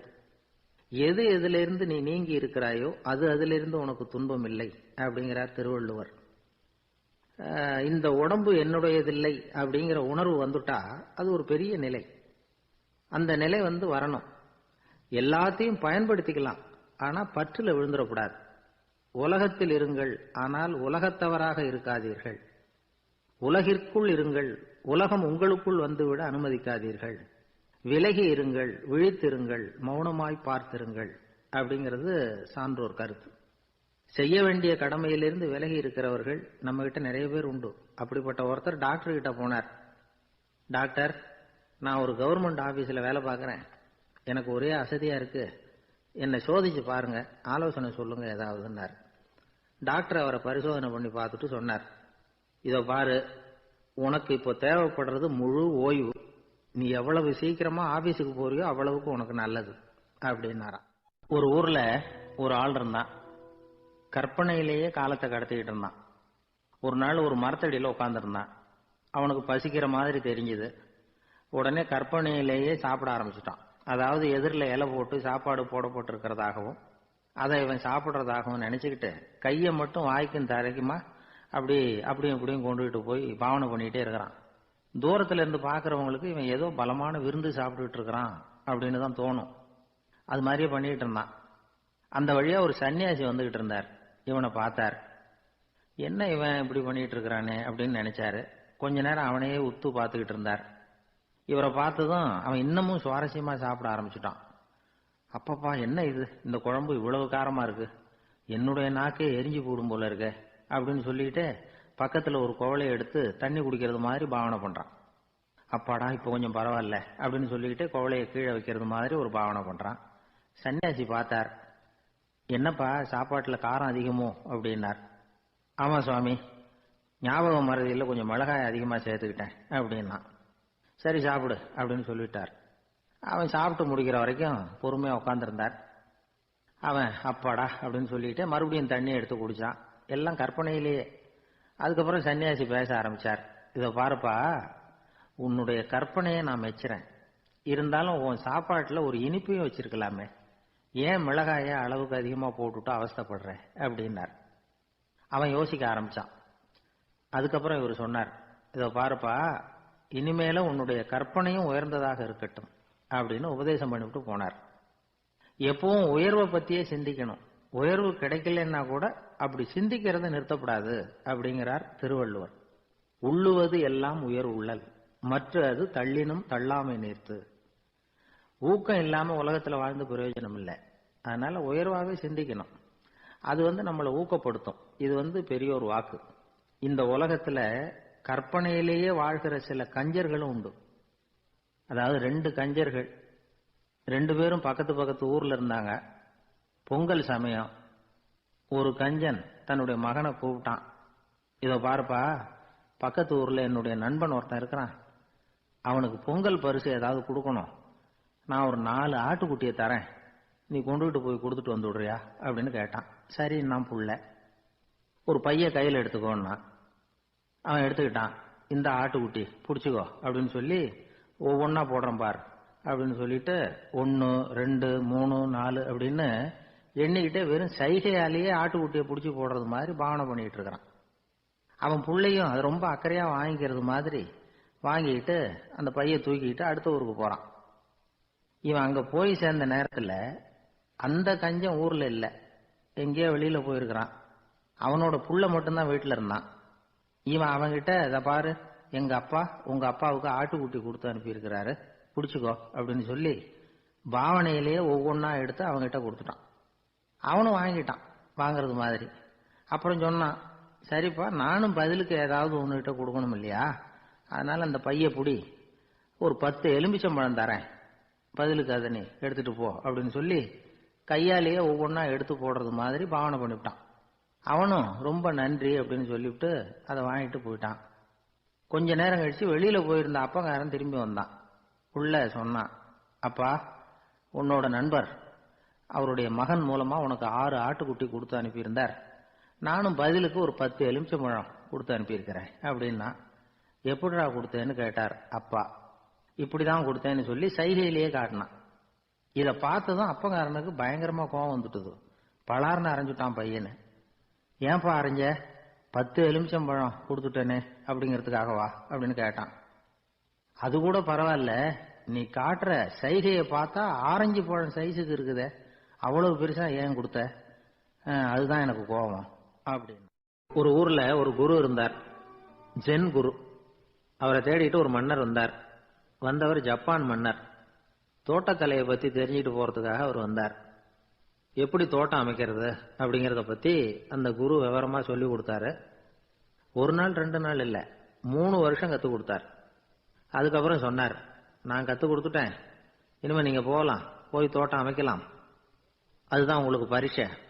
தோட்டம் அமைச்ச பிறகு சொல்லி அனுப்புங்க, நான் வந்து பாக்கிறேன். நீங்க இங்க என்னவெல்லாம் கத்துக்கிட்டீங்களோ அதையெல்லாம் அங்க செயல்முறையில செஞ்சு காட்டுங்க அப்படின்னு சொல்லி அனுப்பி வச்சார். மன்னர் போனார். அரண்மனைக்கு பக்கத்திலேயே ஒரு பெரிய தோட்டத்தை உண்டு பண்ணினார். அழகான மரங்களையும் செடிகளையும் உருவாக்கினாரு. கிட்டத்தட்ட 1000 தோட்டக்காரர்களை பயன்படுத்தி 3 வருஷங்கள் முயற்சி பண்ணி அந்த அழகான தோட்டத்தை உருவாக்கினார். குரு கிட்ட இருந்து செய்தி வந்தது, நாளைக்கு வந்து தோட்டத்தை பார்க்கறேன் அப்படின்னு. மன்னர் உடனே சுறுசுறுப்பாயிட்டார். முதல் நாளே தோட்டத்தை சுத்தப்படுத்தினார். ராத்திரி பூரா யாரும் தூங்கல. எல்லாருக்கும் தோட்டத்தை ஒழுங்குபடுத்துற வேலை. அது அந்தந்த இடத்துல ஒழுங்கா இருக்குதா அப்படின்னு சரி பார்த்தாங்க. ஒரு தவறும் இல்லாத வகையில் அதை ஒழுங்குபடுத்தினாங்க. மறுநாள் குரு வந்தார், தோட்டத்தை பார்த்தார். அவருக்கு கோபம் வந்துட்டுது. மன்னருக்கு ஆச்சரியம், எப்பவும் சிரிச்சுக்கிட்டே இருக்கிறவர் இப்ப எப்படி இருக்கிறாரே அப்படின்னு. மெதுவா குரு கிட்ட போய் எல்லாம் சரியா தானே இருக்குது அப்படின்னார். எல்லாம் சரிதான், ஆனாலும் எங்கே அந்த பொன்னிற காற்று அப்படின்னார்.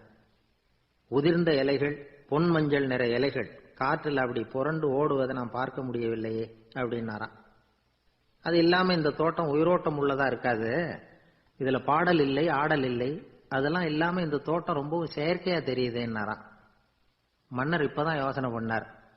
கீழே கிடந்த காஞ்சி போன இலைகள் மட்டும் இல்ல, மரத்துல இருந்த காஞ்சி போன இலைகளையும் அப்புறப்படுத்தி சுத்தமா வச்சிருக்கிறார்.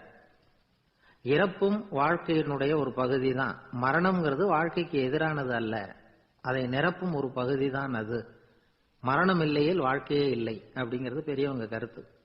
இப்ப அந்த தோட்டம் அழகா தான் இருக்குது, இருந்தாலும் அது ஒரு ஓவியம் மாதிரி உயிர் இல்லாமல் இருக்கு. குரு ஒரு வாளியை கையில எடுத்துக்கிட்டார், தோட்டத்தை விட்டு வெளியில போனார். ஏற்கனவே வீசி எறிந்த அந்த சருகுகளை எல்லாம் அள்ளி கொண்டுட்டு வந்தார். உள்ள எல்லா இடங்கள்லயும் அதை வீசினார். உடனே காத்து அந்த காய்ந்த சருகுகளையும் பழுத்த இலைகளையும் அசைக்க ஆரம்பிச்சுட்டுது. இப்போ அங்க சலசல சத்தம், சங்கீதம், இலைகளின் நடனம், ஓவியம் மாதிரி இருந்த அந்த தோட்டத்துக்கு இப்போ உயிர் வந்துட்டுது. இதுதான் அந்த பொன்னான காற்று அப்படின்னாராம் குரு. மன்னருக்கு புரிஞ்சது. மிகப்பெரிய ஜென் கேள்வி ஒன்று உண்டு. உம்மான் அப்படிங்கிற ஒரு பெரிய குருவை பார்த்து துறவி ஒருத்தர் கேட்டாராம், இலைகள் எல்லாம் கீழே விழுந்து மரங்கள் மொட்டையாக இருக்கும் பொழுது என்ன நடக்கும்? இதுதான் கேள்வி. இதுக்கு உம்மான் சொன்ன பதில் பொன்னான காற்று, தி கோல்டன் விண்ட் அப்படின்னாராம். இதுக்கு என்ன விளக்கம்னா, உன்னுடைய எண்ணங்கள் எல்லாம் உன்னுடைய மனசிலிருந்து கீழே விழுந்து உனது உள்ளுணர்வானது மொட்டையாக நிற்கும் நிலைதான் அது. உனது வேர்களின் அருகில் காற்று வீசுகிறது. எல்லா எண்ணங்களும் உன்னிலிருந்து வெகு தூரத்துக்கு புரண்டு கொண்டே சென்று விடுகிறது. நீ அவற்றை கடந்து விட்டால் நீ அவைகளுக்கெல்லாம் மேலெழுந்து கீழே பார்ப்பவனைப் போல நிற்க ஆரம்பித்து விடுவாய். அதுதான் தியானம் என்பது அப்படின்னு சொல்றாங்க. தியானம்ங்கிறது எண்ணத்துக்கு எதிரானது இல்லை, தியானம்ங்கிறது எண்ணங்களை கடந்து செல்வதுதான். அதுக்கப்புறம் நாம பொன்னிற காற்றுல ஆட ஆரம்பிச்சிருவோம். இதுதான் பெரியவர்கள் சொல்றது.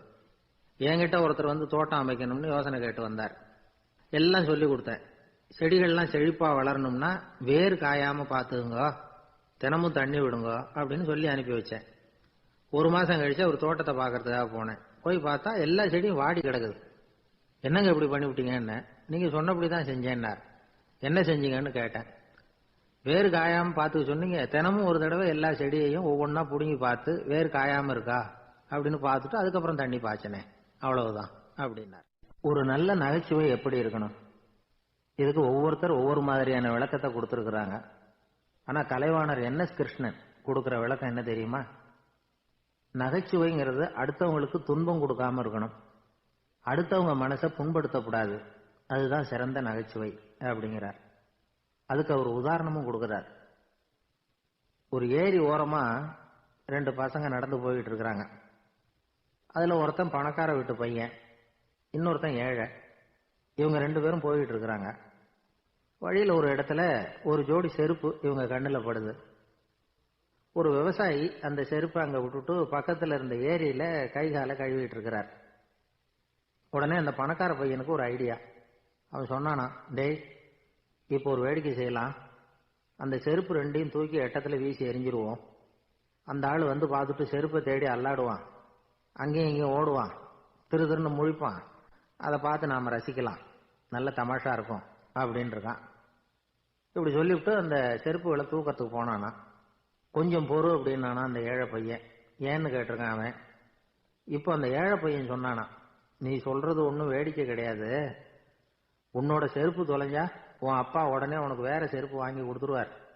ஆனா அந்த ஆளுக்கு இந்த செருப்பு தொலைஞ்சதுன்னா வேற புதுசா வாங்கறதுக்கு வாயையும் வயத்தையும் கட்டி பணத்தை சேர்க்க வேண்டியிருக்கும்.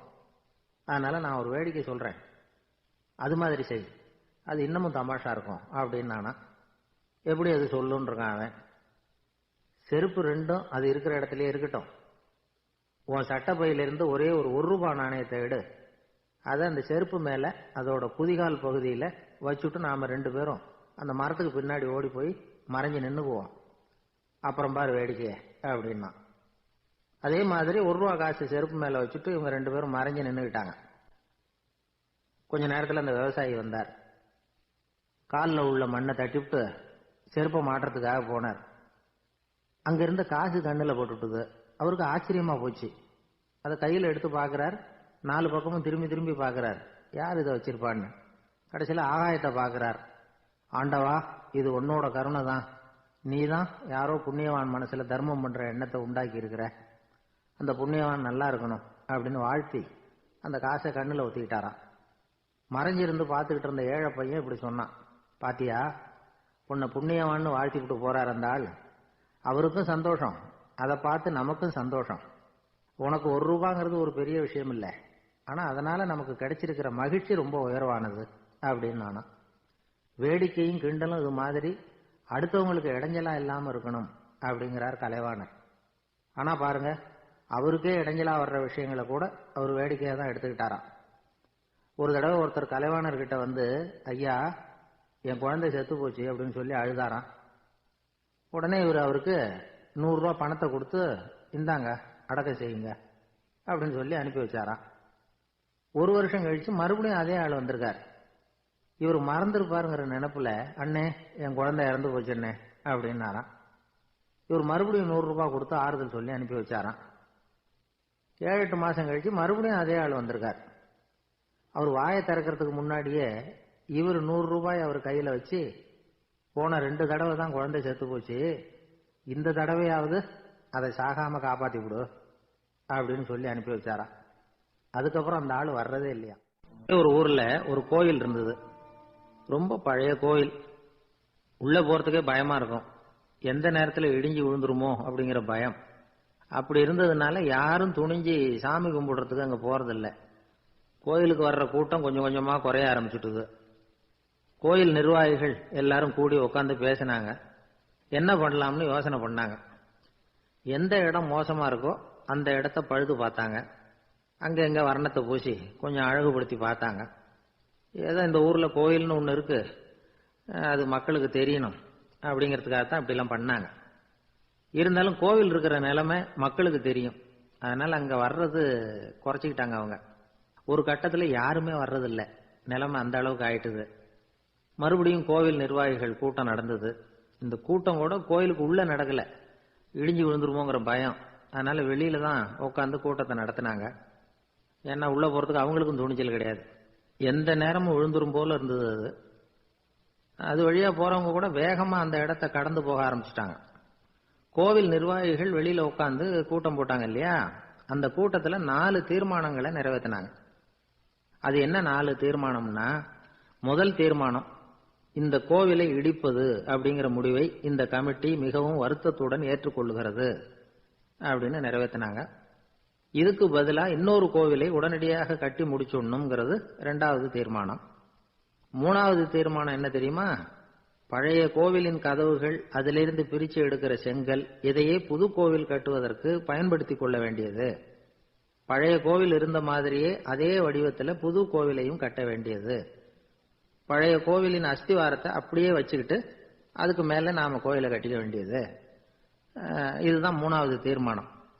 இதையும் கமிட்டி முழு மனசோட ஏத்துக்கிட்டது. இது வரைக்கும் சரி. இப்ப அந்த கமிட்டி 4வதா ஒரு முக்கியமான தீர்மானத்தை கொண்டுகிட்டு வந்து அதையும் ஏகமனதா நிறைவேற்றி விட்டது. அது என்ன தீர்மானம்னா, புதிய கோவில் கட்டி முடிக்கிற வரைக்கும் பழைய கோவிலை இடிக்கிறதில்லை அப்படிங்கிற தீர்மானம். எப்படி இருக்குது பாருங்க இது. பழசை இடிக்காத வரையில அதே இடத்துல புதுசா எப்படி கட்ட முடியும்? பல விஷயங்கள்ல நாம நடந்துகிற முறையும் இப்படிதான் இருக்குதான். வாழ்க்கையில முன்னேறணும்னு ஆசைப்படுவோம், அதே நேரத்துல அந்த முன்னேற்றத்துக்கு எது தடையா இருக்கோ அதை விட்டுடுறதுக்கும் மனசு வராது. வெளிநாட்டுல ஒரு பெரிய விருந்து நடந்துகிட்டு இருந்துதான். எல்லாரும் மது கோப்பையும் கையுமா அலைஞ்சுகிட்டு இருக்கிறாங்க. ஒருத்தர் மட்டும் கையில எதுவும் இல்லாம ரொம்ப நல்ல பிள்ளையா சாதுவா ஒரு ஓரமா தனியா உட்கார்ந்துருக்கிறார். அவர்கிட்ட நெருங்கி வாங்க மது சாப்பிடலாம் அப்படின்னு கூப்பிட்டாங்களாம். என்ன வற்புறுத்தாதீங்க, நான் என் மனசுக்குள்ள உறுதியா தீர்மானம் பண்ணிவிட்டேன் அப்படின்னாராம். என்ன தீர்மானம் பண்ணியிருக்கீங்க அப்படின்னு கேட்டிருக்காங்க. ஏற்கனவே முழு போதையில் இருக்கும் பொழுது மறுபடியும் மது கோப்பையை தொடறதில்லை அப்படின்னு தீர்மானம் பண்ணியிருக்கேன் அப்படின்னாராம். ஒரு ஊர்ல ஒரு பெரியவர் இருந்தார். ஒரு நாள் அவரை தேடி ஒருத்தர் வந்தார். ஐயா, நான் கடவுளை பரிபூர்ணமா நம்புறேன் அப்படின்னார். சரி, அந்த நம்பிக்கை உனக்கு எப்படி வந்ததுன்னு கேட்டார் இவர். அவர் சொல்ல ஆரம்பிச்சார். ஐயா, எனக்கு கல்யாணம் ஆகி 10 வருஷம் ஆச்சு, ஆனாலும் குழந்தை பாக்கியம் இல்லை. அதுக்கு என்ன காரணமா இருக்கும்னு நான் யோசனை பண்ணிட்டு இருந்தப்போ நண்பர் ஒருத்தர் ஒரு ஆலோசனை சொன்னார். உனக்கு மதப்பற்று இல்லை, எந்த கடவுளையுமே நம்ப மாட்டேங்கிற, அதுதான் காரணம். கடவுளை நம்பு, உனக்கு குழந்தை பாக்கியம் கிடைக்கும் அப்படின்னார். அவர் அப்படி சொன்னாரே தவிர எனக்கு சந்தேகம்தான்.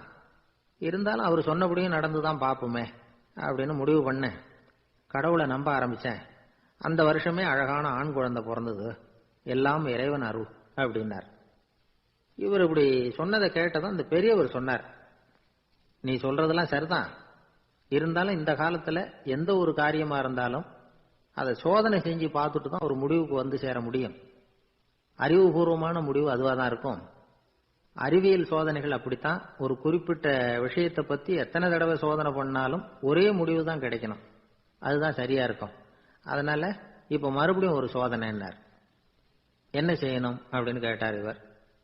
கடவுள்கிட்ட ஒரு பெண் குழந்தை வேணும்னு கேளு. முதல்ல ஆண் குழந்தையை கொடுத்தது மாதிரியே இப்போ ஒரு பெண் குழந்தையையும் கொடுக்கறாரா பார்க்கலாம் அப்படின்னார். சரின்னு சொல்லி இவர் அதே மாதிரி முயற்சி பண்ணினார். அதுக்கப்புறம் அவர் இந்த பெரியவர்கிட்ட வரவே இல்லை. கொஞ்ச காலம் கழிச்சு இவரே அவரை தேடிக்கிட்டு போய் கதவை தட்டினார். அவர் கதவை திறந்தார். என்ன ஆச்சு, கடவுள் கண் திறந்தாரா அப்படின்னு கேட்டார். அவரு, அந்த சமாச்சாரம்லாம் நமக்கு வேணாம் சார். முதல் தடவை அது ஏதோ தற்செயலா ஏற்பட்ட ஒரு சாதகம்.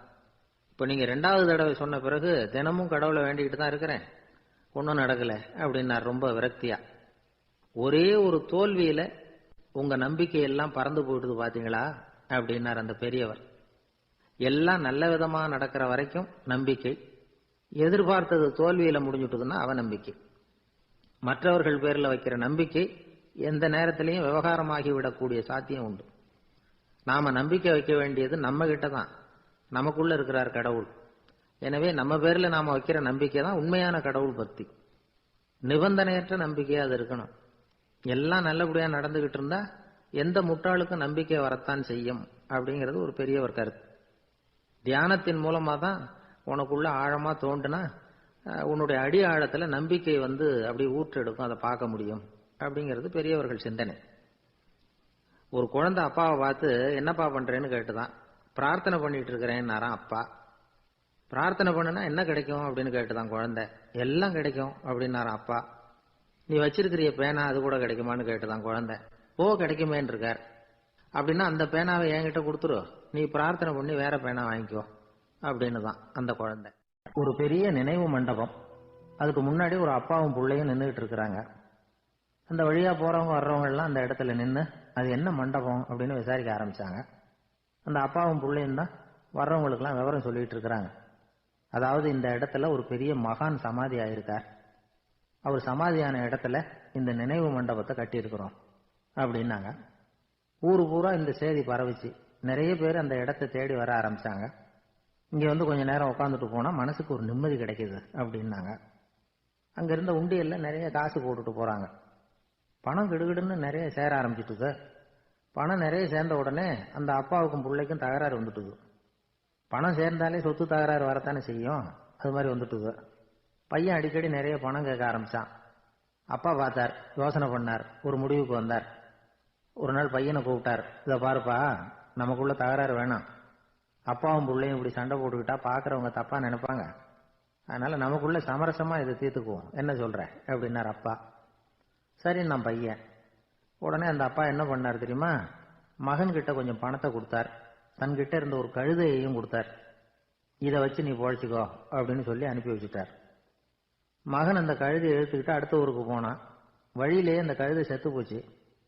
உடனே என்ன பண்ணலாம்னு யோசனை பண்ணான். ஒரு ஐடியா வந்தது. அந்த கழுதைய ஒரு சாலை ஓரமா புதைச்சான். கையில் இருந்த பணத்தை வச்சு அந்த இடத்துல ஒரு கல் மண்டபம் கட்டினான். அந்த வழியா 2 பேர் வந்தாங்க. இது என்ன மண்டபம்னு விசாரிச்சாங்க. இந்த இடத்துல ஒரு பெரிய மகான் சமாதி ஆயிருக்கிறார் அப்படின்னா. இந்த செய்தி ஊர் பூரா பரவ ஆரம்பிச்சுட்டுது. நிறைய பேர் வந்து போக ஆரம்பிச்சாங்க.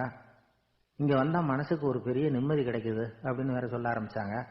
வர வர கூட்டம் அதிகமா வர ஆரம்பிச்சுட்டுது. உண்டியல்ல பணம் நிறைய சேர்ந்துட்டுது.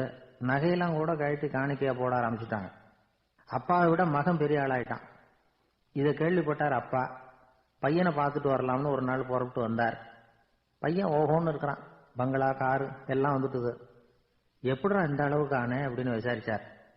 அப்பா, எல்லாம் உங்க ஆசீர்வாதம் தான். நீங்க கொடுத்த மூலதனத்தை வச்சுதான் இவ்வளவும் சம்பாதிச்சேன் அப்படின்னு நான் பையன். அது எப்படிடான்னு விசாரிச்சார். அப்பா, நீங்க ஒரு கழுத குட்டியும் கொஞ்சம் பணமும் என்கிட்ட கொடுத்து அனுப்பி வச்சிங்க. அதை எடுத்துக்கிட்டு வந்தேன். வர்ற வழியில அந்த கழுதை செத்து போச்சு. உடனே யோசனை பண்ணேன். அந்த கழுதையை இந்த இடத்துல புதைச்சேன். கையில் இருந்த பணத்தை வச்சு மண்டபம் கட்டினேன். மகான் ஒருத்தர் சமாதி ஆயிருக்கார் அப்படின்னு வதந்தியை கிளப்பி விட்டேன். ஜனங்கள்லாம் ஏமாந்து போய் காசை கொண்டாந்து போட ஆரம்பிச்சுட்டாங்க. நான் பொழைச்சிக்கிட்டு இருக்கிறேன் அப்படின்னா. இப்பதான்டா நீ என் புள்ள அப்படின்னு சொல்லி சந்தோஷப்பட்டாரான் அந்த அப்பா. ஏன் அப்படி சொல்றீங்கன்னு கேட்டிருக்கான் பையன். கழுத குட்டியை புதைச்சி மண்டபம் கட்டியிருக்கிற நீ, ஏற்கனவே நம்ம ஊர்ல நாம கட்டியிருக்கிறோமே மண்டபம், அது இந்த கழுதையோட அம்மாவை புதைச்ச இடம். மகான் சமாதி ஆயிருக்காருன்னு நானும் சும்மா கப்சா தான் விட்டுக்கிட்டு இருக்கேன் அப்படின்னாரான் அப்பா. முட்டாள் ஜனங்களை நினைச்சு அந்த 2 பேரும் சத்தம் போட்டு சிரிச்சாங்களாம். மனுஷன் ஏமாத்துறது ரொம்ப சுலபம். என் கூட படிச்ச ஒருத்தன் திடீர்னு ஒரு நாள் எல்லாருக்கும் அருள் வாக்கு சொல்ல ஆரம்பிச்சுட்டான். அவன் ஒரு ஆபீஸ்லயும் வேலை பார்க்கறான். ஆபீஸ்ல உள்ளவங்க எல்லாம் அவன்கிட்ட வந்து அருள் வாக்கு கேட்கறது வழக்கம். ஒரு நாள் நான் அவன் முன்னாடி போய் உட்காந்து பேசிக்கிட்டு இருந்தேன்.